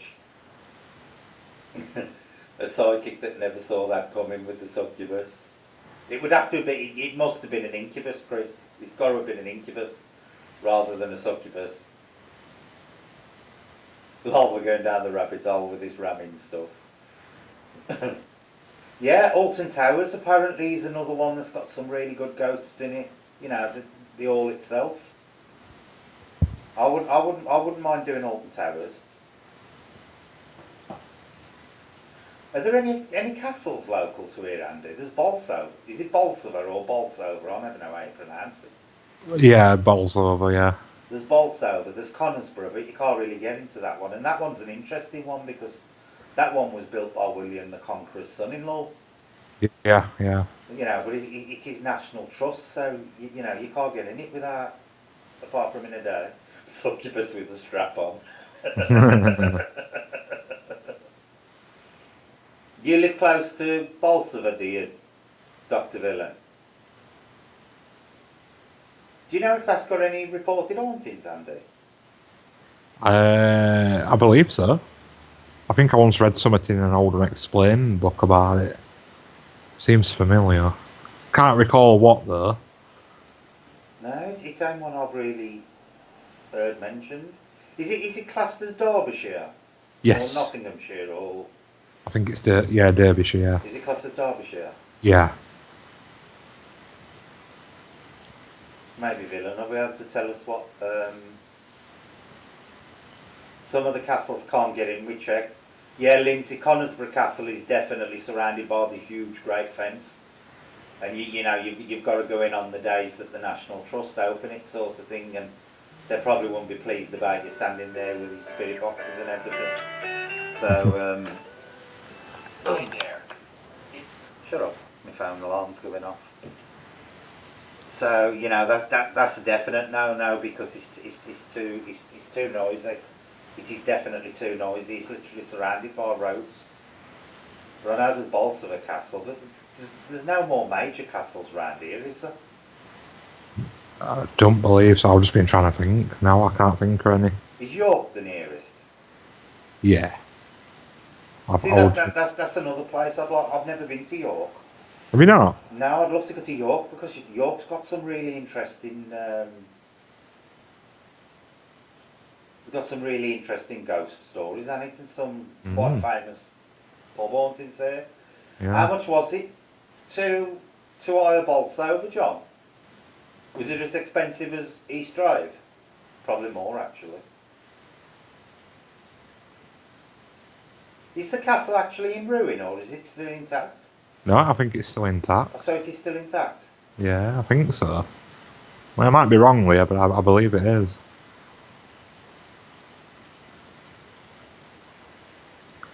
Let's see what John says in a minute about how much it was. Galveston Castle in Derby. Yeah, weekend in York would be nice, Lindsay. 500 quid, Jesus Christ. Not far off East Drive, really. Brave Brett, now you've been moved. Have you been poisoned with gravy granules or have you left the nasty ghost? No, Nikki, I mentioned it earlier. There's been no gravy episodes here yet, thank God. Nobody's tried to poison me with the gravy granules. Like I say, I'll get no sense of anything being in this house. What's that derelict castle that's huge by you, John? You can just walk into the ruins.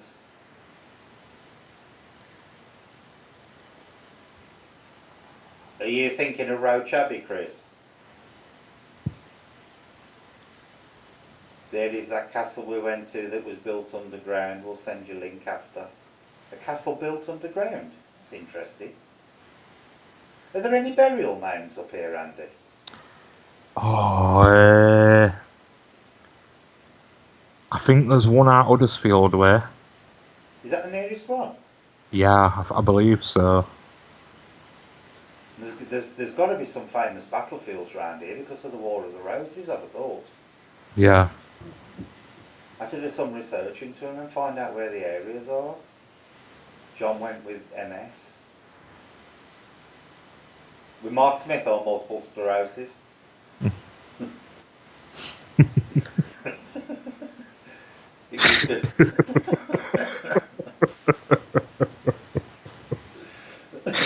Oh dear.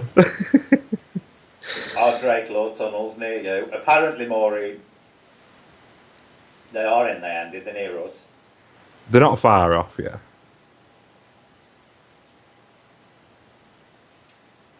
It's not Roach Abbey, Lindsay. It's Roche. It's not Cockroach Abbey. Hey, there might be some in there.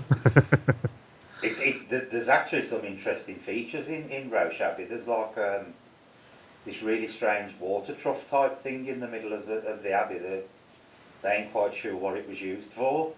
And there's a couple of quite rich people buried in there as well. It's a nice location, Roche Abbey, but it's a bugger to get to without a car. Because it's about a mile walk down the road from the bus stop, as me and Jay's found out with all the equipment. It is lol. It's Roche, R-O-C-H-E. Do the caves by us in Stoke. What caves are them, Chris? That's a place I'd like to go to as well, Andy, in North Yorkshire, where, is it Mother Skipton? Oh, Mother Shipton's Cave. Shipton, yeah. Yeah, yeah. My mum went there apparently, went there and my dad got married because they honeymooned up here with it. Because I've got family up here somewhere in Right. North Yorkshire and they went there. I'd like to go there.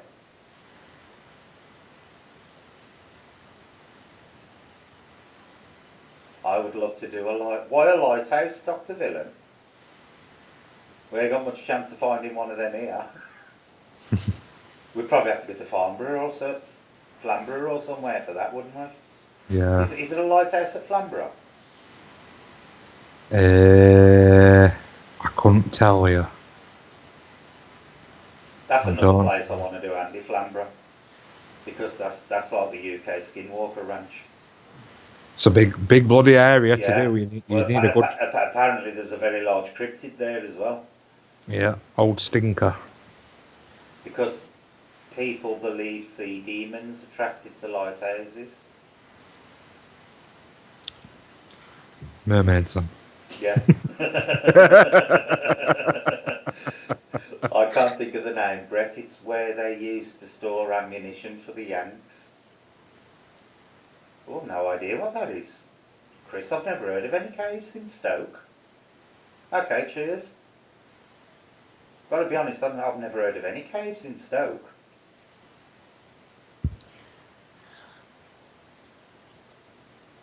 I think we should try and storm that mansion, UK Area 51 mansion. Yeah. With underground tunnels and that, and see if we can get in. That'd be a challenge. Desmond the lighthouse keeper, lol. I've got to be honest, I've never heard that sea demons are attracted to lighthouses. Sea demons. That's a new one on me.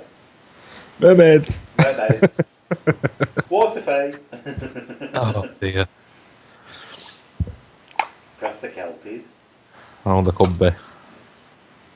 Desmond the lighthouse keeper. That's made me laugh. That. I've got to be honest, Dr. Villain. That I've never heard that. Andy, you need to sort calm, my lovely, so we can all go to places, lol. He's waiting to tap his mother.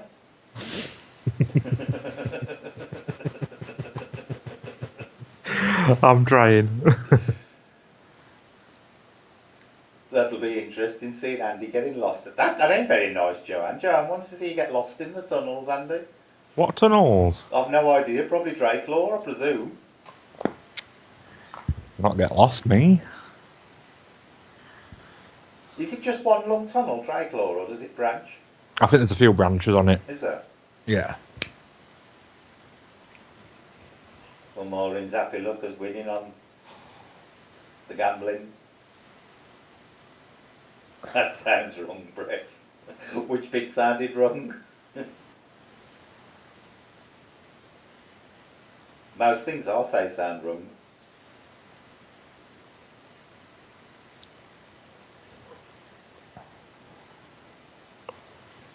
You said the mansion had tunnels, no. Oh yeah, that one. Yeah. It's not just them, you get dragons and sea monsters and pirate ships or ghost ships. Have you been reading Peter Pan, Dr. Villain? Dragons at Lighthouse?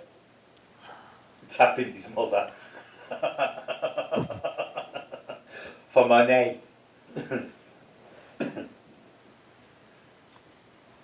I've got to be honest, I've never heard of dragons round lighthouses like that. I thought you got to go to Westeros for dragons. So how's it going with your mother? No news yet? Nothing. It's overdue, but nothing. Pain in the neck. I know. Beaches Caves. Have you ever heard of them, Andy? No. No, I can't say I've either. I'll have to look them up. I don't mind doing Merlin's Cave. That looks good. Where is Merlin's Cave? It's right at the bottom of the country somewhere on one of the coastlines, but apparently if you stay in when... You've got to be careful with tide, because if it comes in, it's going to drown you, because there's no way out. Oh, that's good. Yeah. At least it'll be a popular live stream, that one, as everybody watches you die on YouTube. Can you imagine? It'll get a lot of views. YouTuber drowns live. Blue John Cave is good. I've never heard of that one either. Where's that one? Or have I heard? No, why does that ring a bell? Blue John Cave. I have heard of that one. And that definitely rings a bell. Just put the address in chat. I found an interesting little miniature stone house on Google the other day. It's at foot of old Scarborough Castle, and it were called Hairy Bob's Cave, right? But apparently, it's got two arch windows in it and an arch doorway, but no full size human can stand up in the doorway. So the old Hairy Bob. Well, we don't know.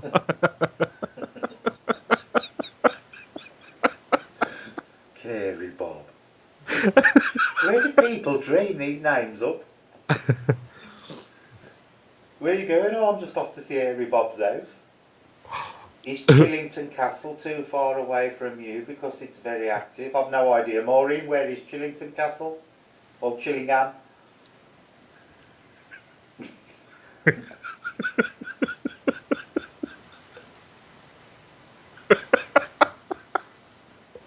Oh, it's got Hairy Bob on brain.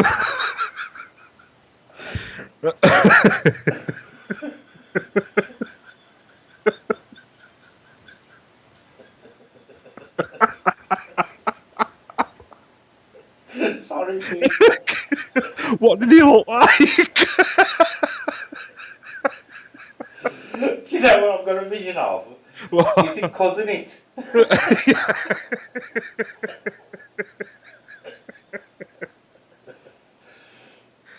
Oh dear. We have a place near here called Granny's Gap.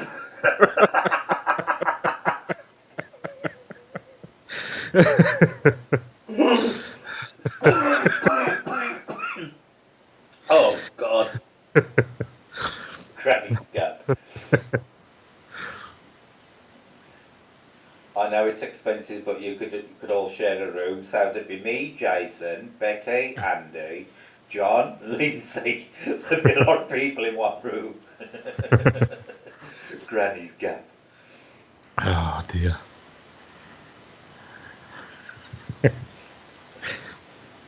We off bad as Lindsay and Drizzle the lizard. Oh, I can't believe that. Where'd you go today? Oh, I went to visit Granny's Gap.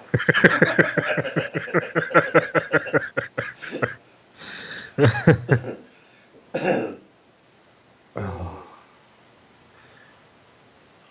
Mind you, there is some funny name places. There is. A lot of them seem to be up here in the north. There's some really funny places.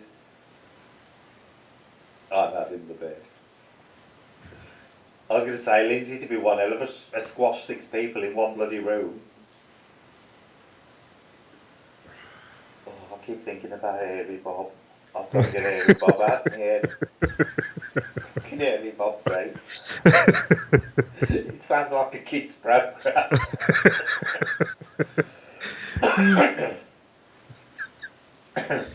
How much is it to hire a Brighton pier? Absolutely free if you know the right cottages to go in Brighton.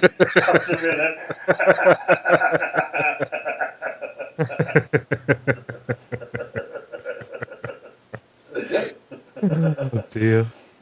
Oh, I'm getting bad now. I knew this. I knew we'd end up sliding into the sewer.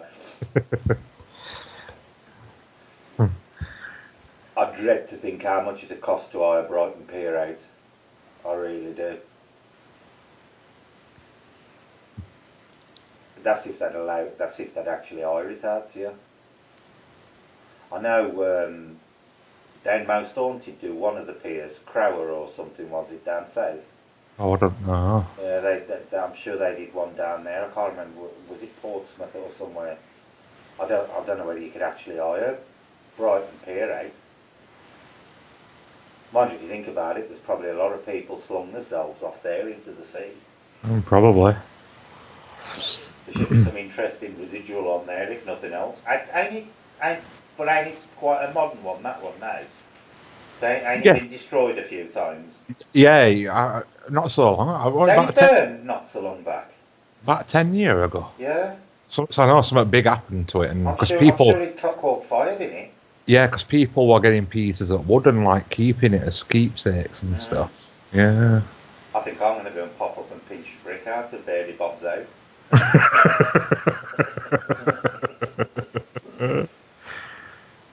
You're kidding, John.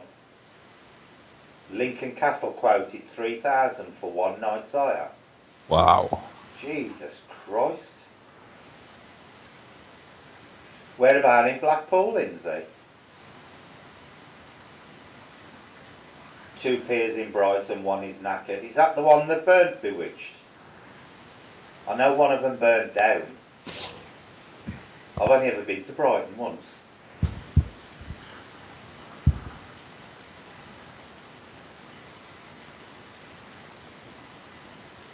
I wouldn't even consider paying £3,000 for a venue, Andy, would you?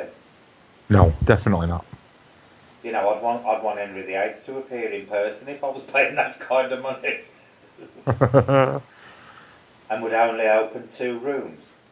Jesus What? Christ. So they wanted to charge you basically £1,500 per room. I know, right, I told them.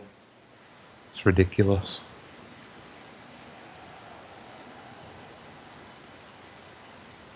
Yeah, I've only ever been to Brighton once, Sam. I don't really know what paranormal activity there is down there, to be honest with you. Not sure. One of our family said other night in chat, we asked again when next live. They were going to restore the pier after storm damage, then it caught fire. Oh, right. Yeah, I remember one of them burnt. I didn't realise there was 2 of them. See, I couldn't really do any investigation in Blackpool because I want to go and ride the big one. Because I'm a roller coaster freak, I'd want to spend all my day on the roller coaster. Yeah, John said I don't want to buy it, I only want to hire it. Hi Bill. That's absolutely disgusting, £3,000 to hire a venue out. It was same price for a paranormal investigation for 10 people as a wedding for 200 people. That's disgusting. That is absolutely disgusting. I'm sorry, but for £3,000 I'd have wanted access to the entire castle.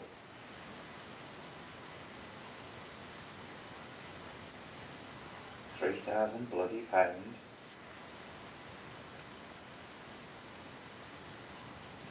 Yeah, I've never been on the big one. Every time I've been to Blackpool since they've built it, it's always been bad weather.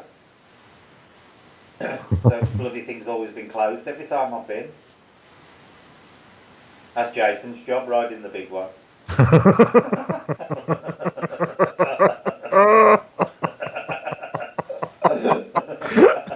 Apparently, Amy Bob's got a big one.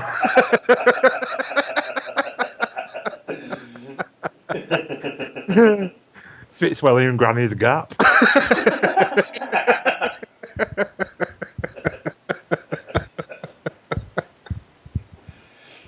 Oh dear. The Playhouse in Derby. Is that a sex club? It's not one I've been to.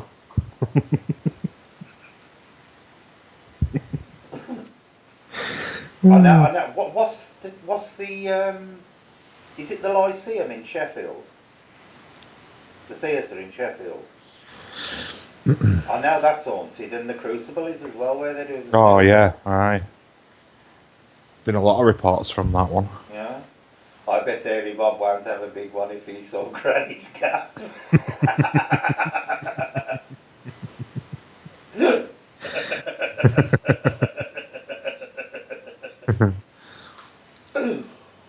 Oh, could you imagine living there and having to tell people where you live? Can you add it, postman? You come out from a visit and somebody goes, where you been? And you go, oh, I've been in Granny's gap.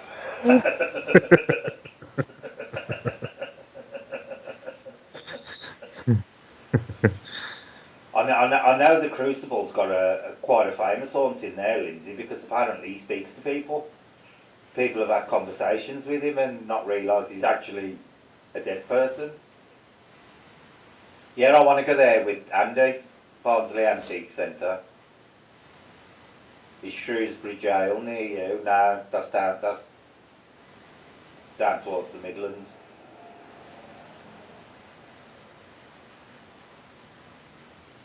But have you noticed that the concentrations of hauntings seem to be a lot more up here than they do south? Yeah, apart from yeah, like I the know what you Tower of mean. London and that you don't really hear of many really famous places, do you?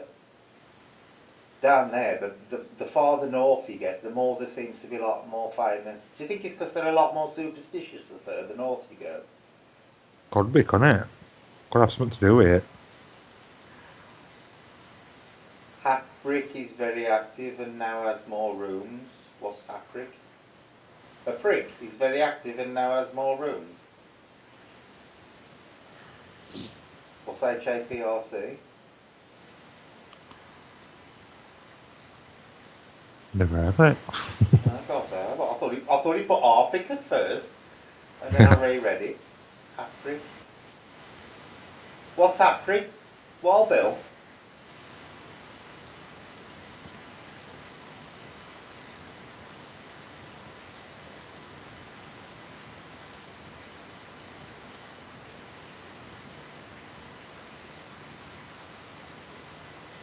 What is the HARPC?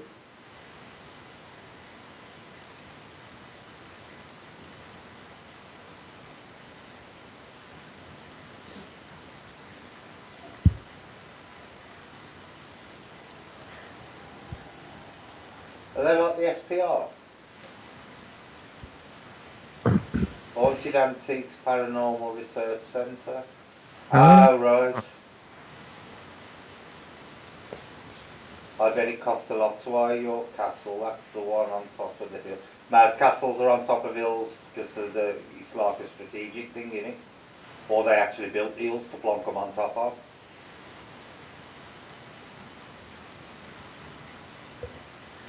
Inkley.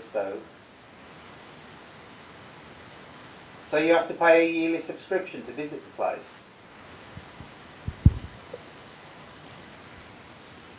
Can you keep chatting for a second because I really need the loo Yeah. and I've got to let the girls out.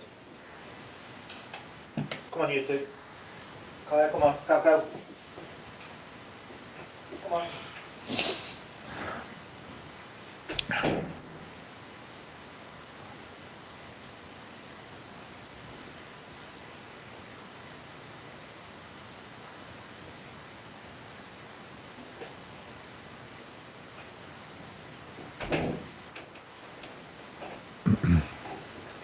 Alexa, turn on bathroom light. Okay. Alexa. So, what's your turn next on place, bathroom. Lindsay and John? Where you two going to be heading next? Okay.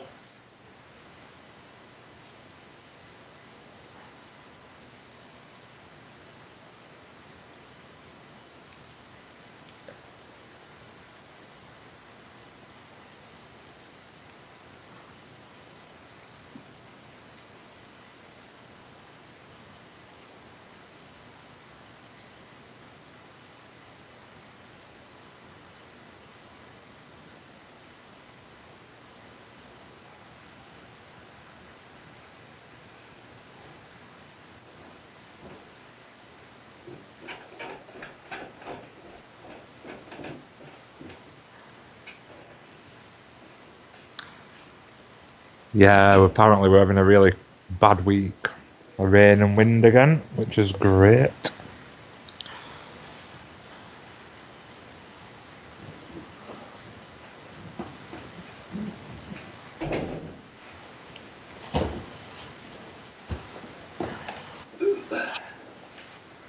I'm back. No, Brett, I don't have to. I don't have to what? Yeah, the winds are picking up here again. I've just let the girls out and it's absolutely gusting out there again. I thought our ceiling had caved in last night. I think there were just bloody bins outside that have fallen over there. Your bin's got blew over. Yeah. But I thought bloody ceiling had caved in, 'cause it was so loud. Jesus.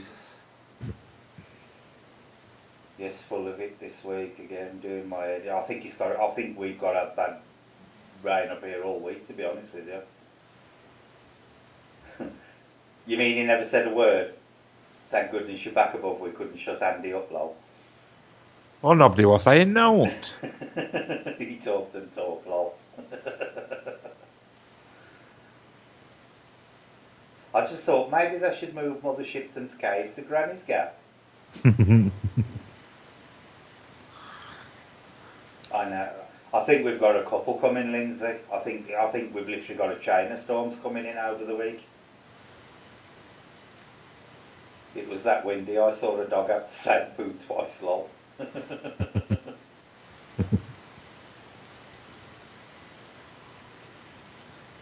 Well, I think Storm Dennis has dumped a month's rain on us in one night, hasn't he? Was it? Yeah, I was really expecting the River Don to burst its banks again. I thought we were going to be underwater again like November, but luckily Yeah. picking up more water as it crosses the Great Pond, lol. Yeah, this is the problem, because as they're coming across the Atlantic, they just pick up the water, don't they? And then dump it all on us. Right, I know Storm Dennis has dumped a month's worth of rain on the country. Joanne knows how to embarrass poor Andy. Well, last time I spoke to her, she said she got thousands of questions lined up for me, and I ain't heard one. Yeah, we ain't had a famous Joanne question tonight. Come on, Joanne, we need a famous Joanne B question. Yeah, there's definite, from when I was a kid, there's noticeable changes in the climate. We need a Joanne B question that don't involve fairy portals. I'm just sending your liquid love, Lindsay. As long as it's vodka and Red Bull, I'm okay with that. I know. Hold on, I'm thinking. Oh God, it's going to be a good one, Andy.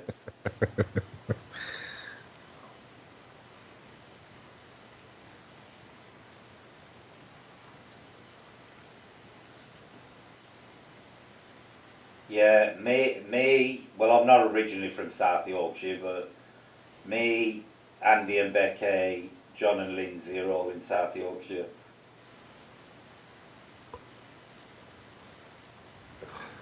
Just think of the poor old gravestones flooded. It's actually quite interesting, especially in Sheffield, how many of the graveyards are actually built close to the Don. Christ, Maureen's doing some gambling tonight, or has missed it, I know. They seem to be doing well though. At least our flooding stops, now just waiting for the rivers to go down.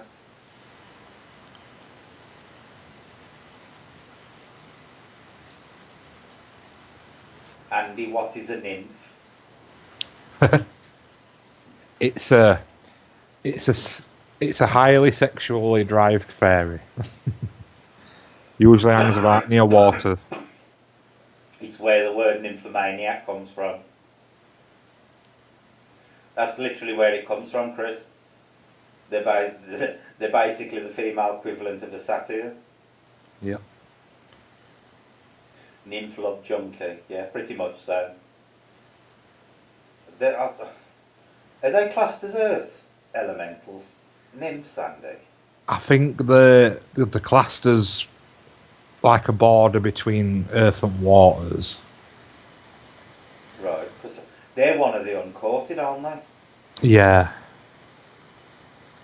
Have you ever encountered a nymph? Not yet, but we can always hope. I did when I was 21. What kind of nymph? Wood nymph, water nymph?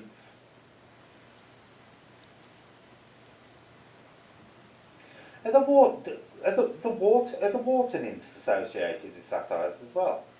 Yes. I know the wood ones were. I wasn't sure if the water ones were. Yeah, because they usually hang around, apparently, well, in folklore, where woodland meets like rivers and streams, Yeah. and yeah, they'd be spotted around them. I saw an old lady get blown over, but she made sure she held on to her Aldi vodka log. Yeah, I bet it was gripping a bus pass in the other hand as well. It's like a source of unlimited wealth, the bus pass.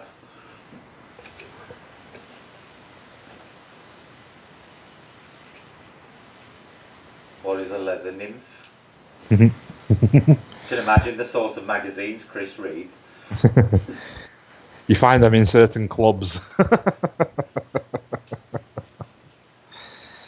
My brother has a wood nymph that has taken residence in his garden. All right.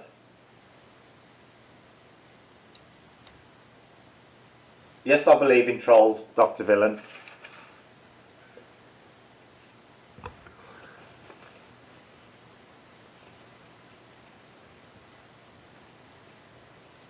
I did the tarot readings earlier on, SJ.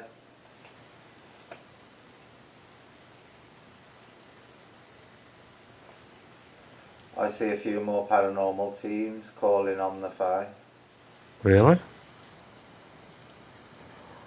Well, That's a surprise. this is the thing, Lindsay, because, the paranormal ain't just ghosts. The paranormal's a lot bigger than just ghosts. It's about time paranormal teams started covering things like the Fae and UFOs and even cryptids, because, the UK's got its own set of cryptids. Anything from Liverpool's a cryptid. I'm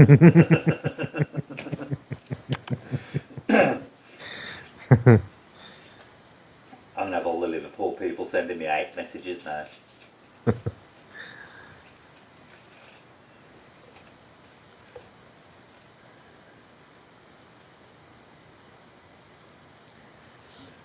See, Julian, I'd have buggered them off long ago.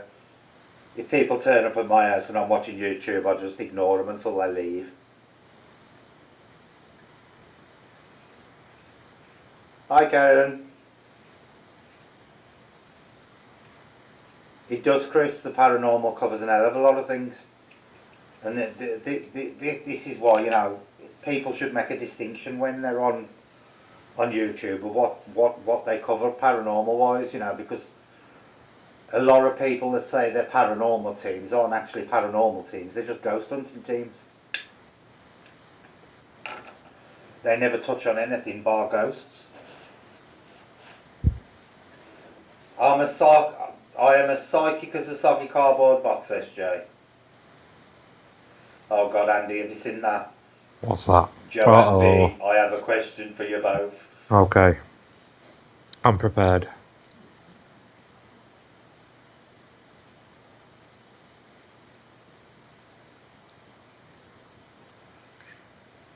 Is everybody ready for this? It's a famous Joanne B quote. Here we go.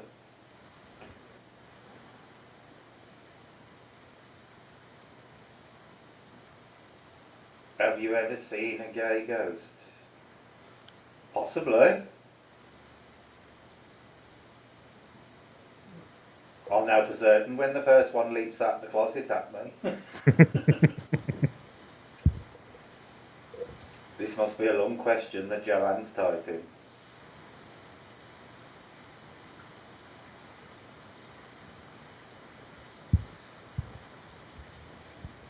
Do you think the tale of the changelings is true? Yes. Andy? No. You don't? No. You don't believe in changelings? No. I do. But I don't think that they're what people think they are. I believe that people thought they were true, and they would do all trials and everything. Mm-hmm.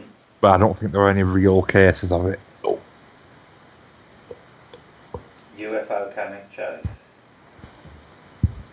I ran across a bush ghost one time and she was mean.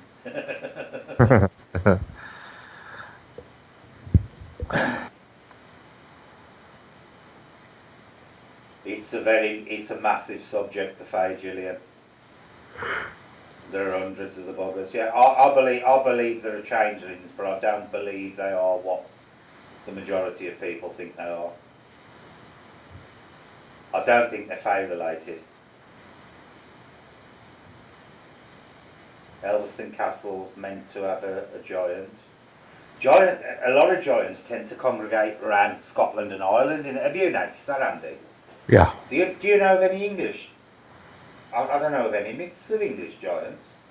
I ain't saying there ain't any, but there ain't any I know of. Can't think already. I can't think of any English giants. I know it was they were quite prevalent in Irish and Scottish folklore. What do you call a lesbian Indian girl? Minjita. Now.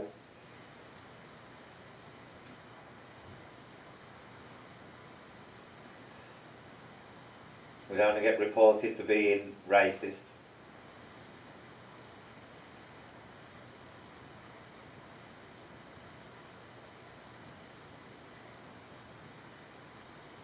How do you feel about skinwalkers? To be honest with you, Wild Bill, I think anything connected with Native American folklore has probably got some basis of truth to it. Because I don't think the Native Americans were particularly prone to fantasising. I think that, that they were very in touch with nature and stuff like that. Vampires, no. Not in the sense that you see them in Hollywood.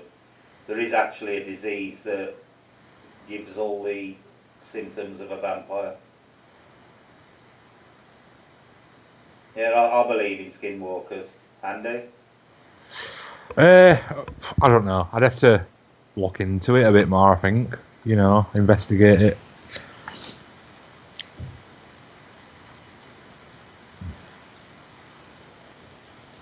Zombies.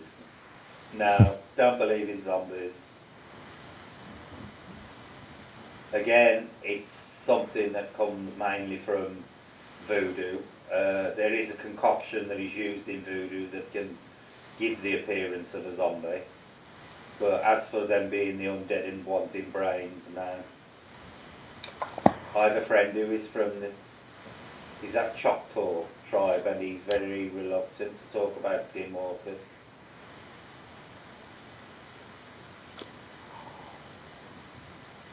I believe in them anyway, Wild Bill.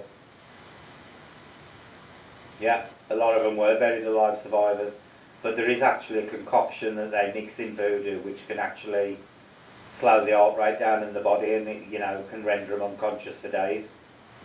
Demons, no, don't believe in demons. I believe there are positive and negative entities, but I don't believe in demons in the Christian sense of the word. There's one for you, Andy. Pixies and fairies, what's the difference?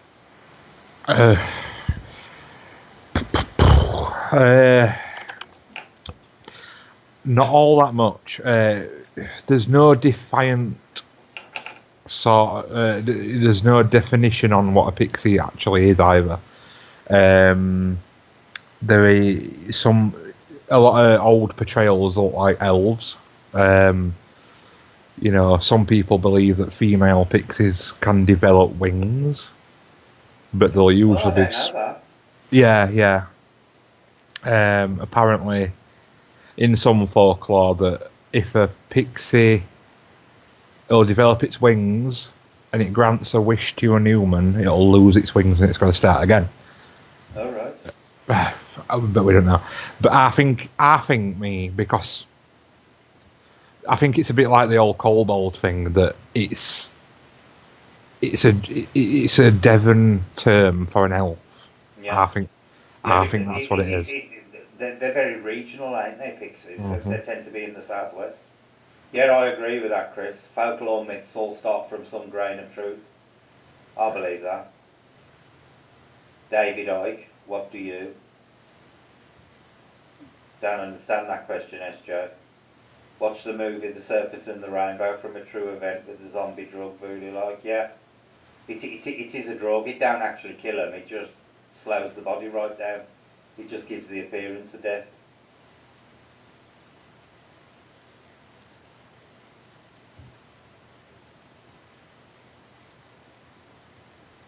Has John got 1400 paranormal points?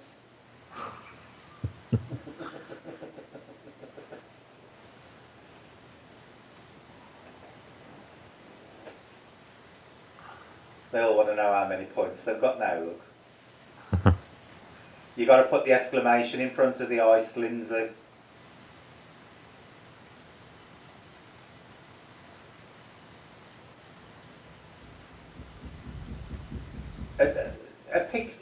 Aren't pixies in Scotland as well, Andy? Well, they've been reported all over, but again, I just think it's. I don't know. Well, Sam's coming up in the points as well, 6,215.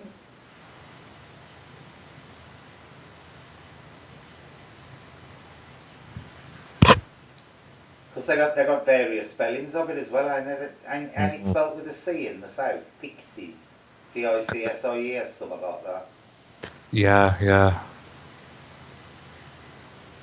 Is usually combined with a ritual to take over the person's actions, along with the zombie drug. Yeah, I think a lot of voodoo is actually based on belief. You know, it's the power of belief. A lot of voodoo.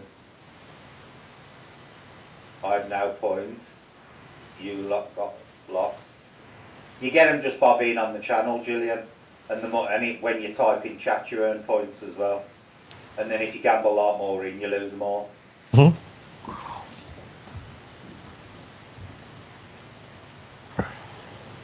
I don't know how to play the game, like. Hang on.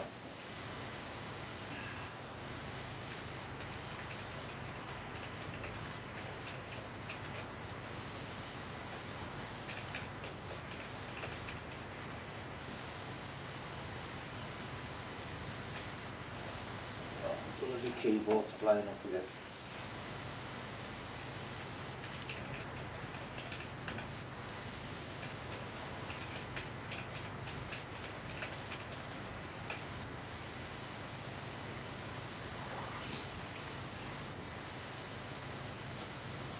There you go, Julian. You got some points to play with now. Then you come on here to gamble, Andy. Do?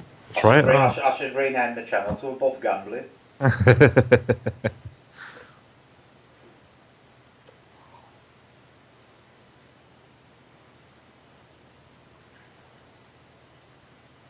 all playing the bloody investigation at the moment.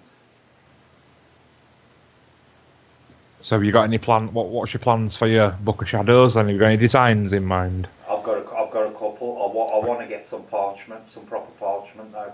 Yeah. I'm going to order it off Amazon. There's some on Amazon that I've seen. It's quite nice, but Are you going with leather binding? yeah, but that'll be like the last bit because it's quite complicated, the book binding bit of it. I'll do a lot of the writing and stuff with it as well, do the videos on it. Now I'm going to set it out and stuff. What happens to the Fae when their habitat is ruined? Interesting question there, Andy. I look old, Gillian, that's what I look like. I look old. No, Selena, I said earlier, I don't actually feel anything in this house. It just feels totally neutral. Well, it does at the moment. So there you go, Andy. What happens to the Fae when their habitat is ruined? They tend to move on to somewhere more suitable. Either that or they'll refuse to move, stay and fight back. What do they do, fighting back?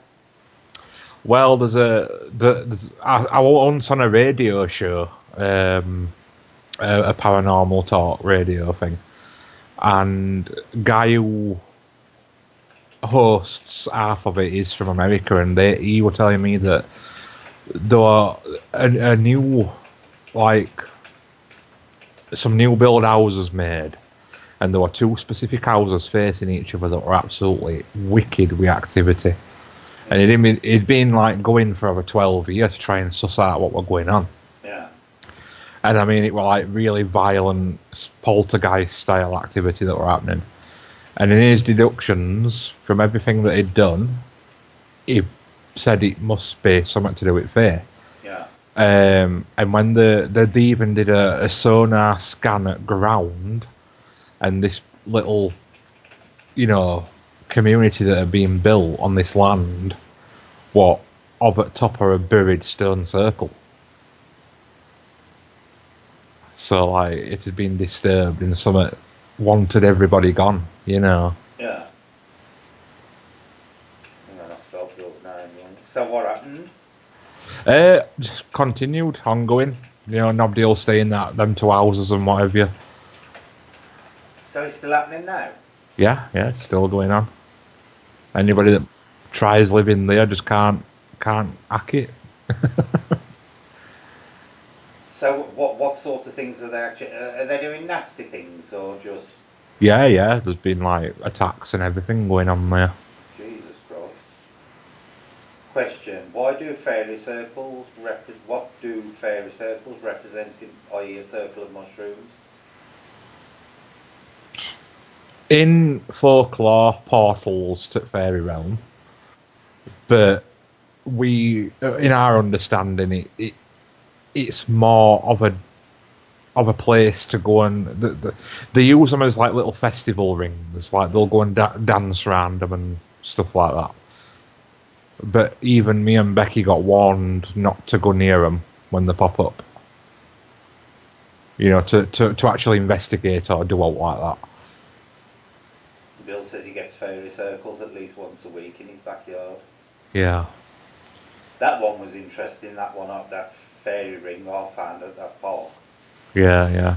And that was still there when I left because we went past in the van when I brought the stuff down. It was still there, Andy. Right. And that grass is still longer than the surrounding grass. Okay.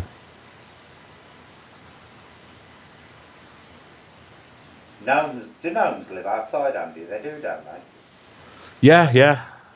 They ain't indoor fae, are they? They can come in. They can invade you for a Yeah, little but bit. they don't tend to live indoors, do they? No. They're not brownies. No. I'm going to have to find out if I've got one here. Because to be honest with you, I sense absolutely nothing in this house at all. Right. There's no positive or negative feeling to it. It just feels totally calm and neutral here.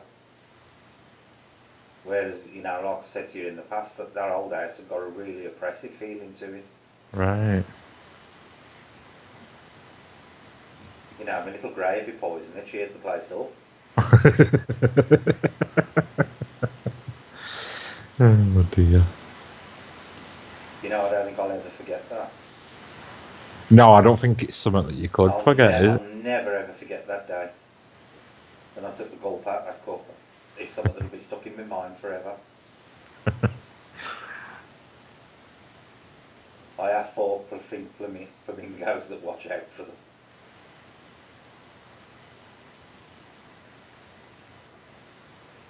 Do you think fairy houses work, Andy? Because they seem to be getting popular lately, and everybody seems to be building fairy houses in the gardens and stuff.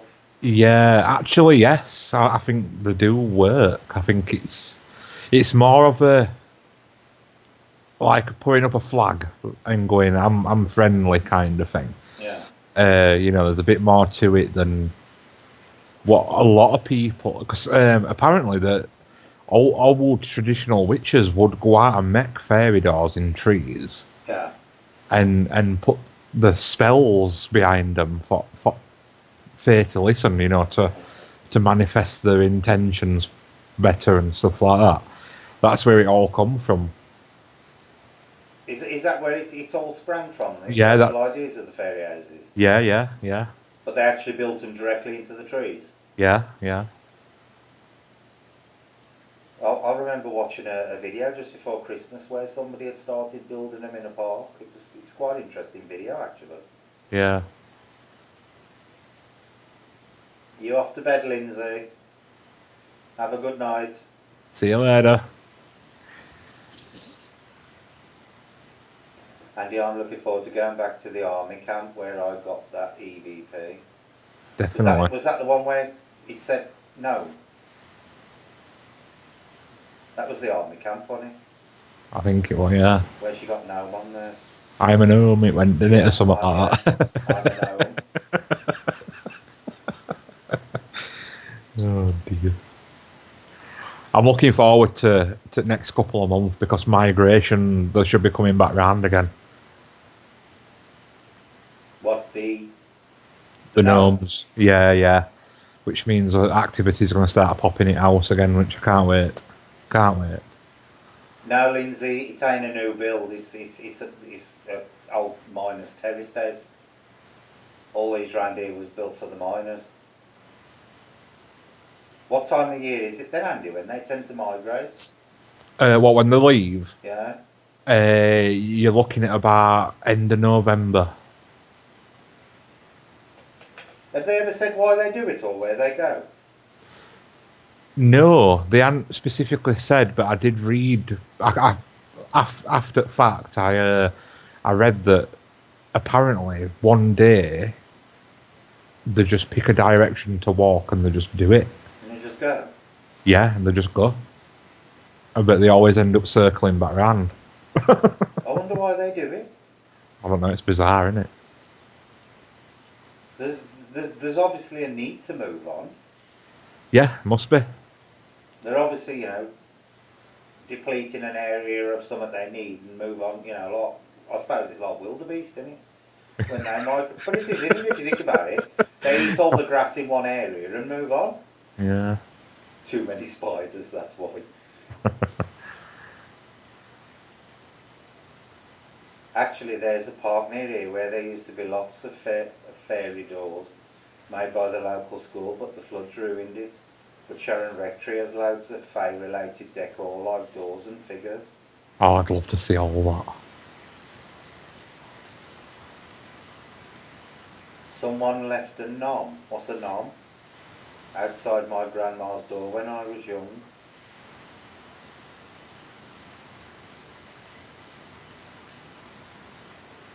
Yeah, Nicky Andy says they eventually return back to wherever it is they've been left from.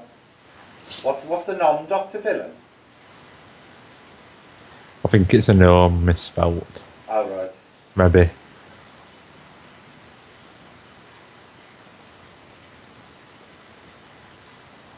Horseshoe, look. Go on, Andy, explain the horseshoe thing. Oh, God. Right, so it's a bit of a controversial one, to be honest, because they're usually iron, aren't they? Yeah, it's got two meanings, ain't it? The horseshoe. Yeah, yeah. So I'll go right. You explain other one, and I'll explain brownie one. Right. Right. The horseshoe is traditionally made of iron, and it was traditionally put above a door on the lintel to deter the fae away from a property. Yeah. It barred them entry into an house, basically. Yeah.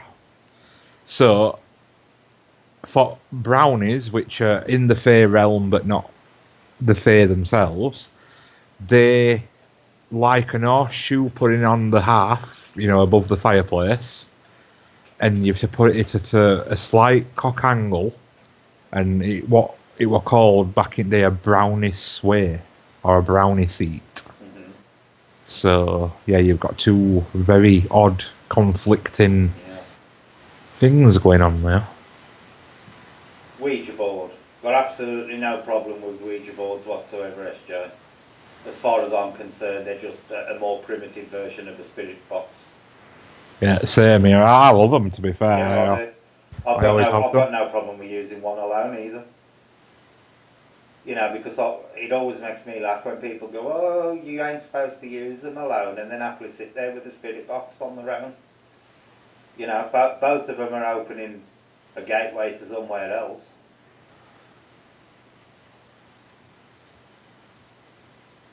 What's your opinion on using them alone, Andy? Absolutely fine. I used to do it a lot when I was younger. Yeah, I've got no problem with it whatsoever. As far as I'm concerned, they're absolutely no different to a spirit box. Yeah. I don't believe that, that they're inherently evil, and I don't believe that, they're just used by demons to work their way into this realm, No. I think there's too much Hollywood buncombe surrounding Ouija boards. Funny enough, I never heard of an... Yeah, I know, Sam. I've actually never heard of an haunted Ouija board.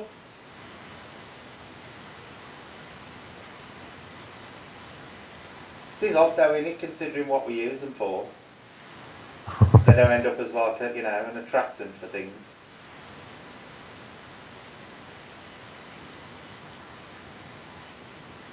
I think if anything wants to attach, it's more liable to attach itself to a person than a Ouija board or anything. They can probably feed off the energy of a person, they can't really very well feed off the energy of a Ouija board. Got no problem with them whatsoever.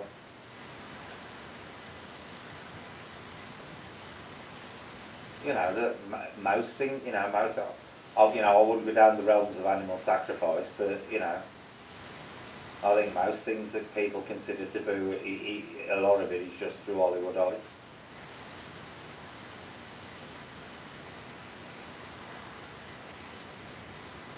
What time is it? Nearly 11:30, I think. Yeah, I'm going to close this stream down in about 5 minutes.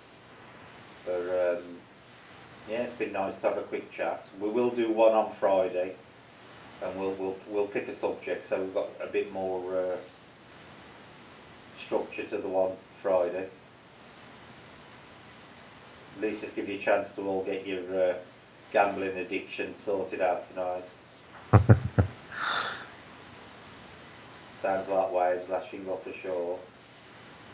Have you got your fountain on, Andy? Got what on? Have you got your water feature on? Yes. It might be that,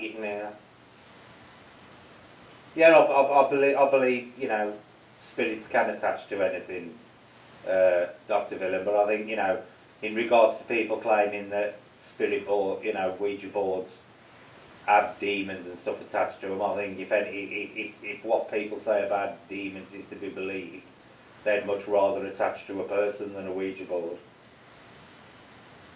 Yes, he's picking up here again, Jane. He's definitely picking up here again. I think we're going to be in for another rough night.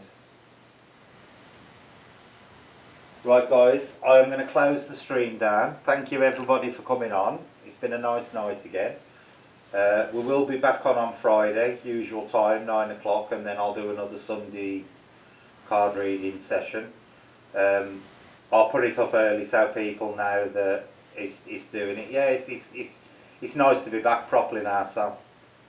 At least now I'm settled in, I've got the computer all set up properly, so, we can get back to our regular streams again. Yeah, I think we'll all be glad when the storms are over, Jay. We're all itching to get out and do some investigation, and the bloody weather's just stopping everything at the moment.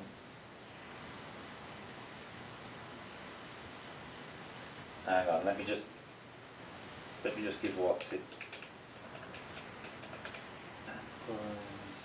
He would have a long bloody name, wouldn't he?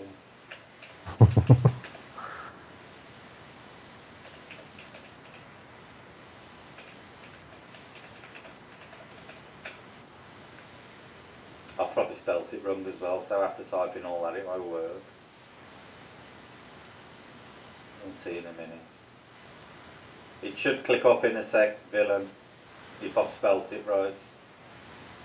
There you go. Right, and on that happy note, I will say goodbye to you all. Thanks, Sandy, for coming on and being the hostess with the mostess again. No trouble. And for the chat. Right, we will see you all on Friday. Probably see you all on various channels before then, but have a good night all and keep yourself safe during the storms. Good night, all. Good night, everybody. Night.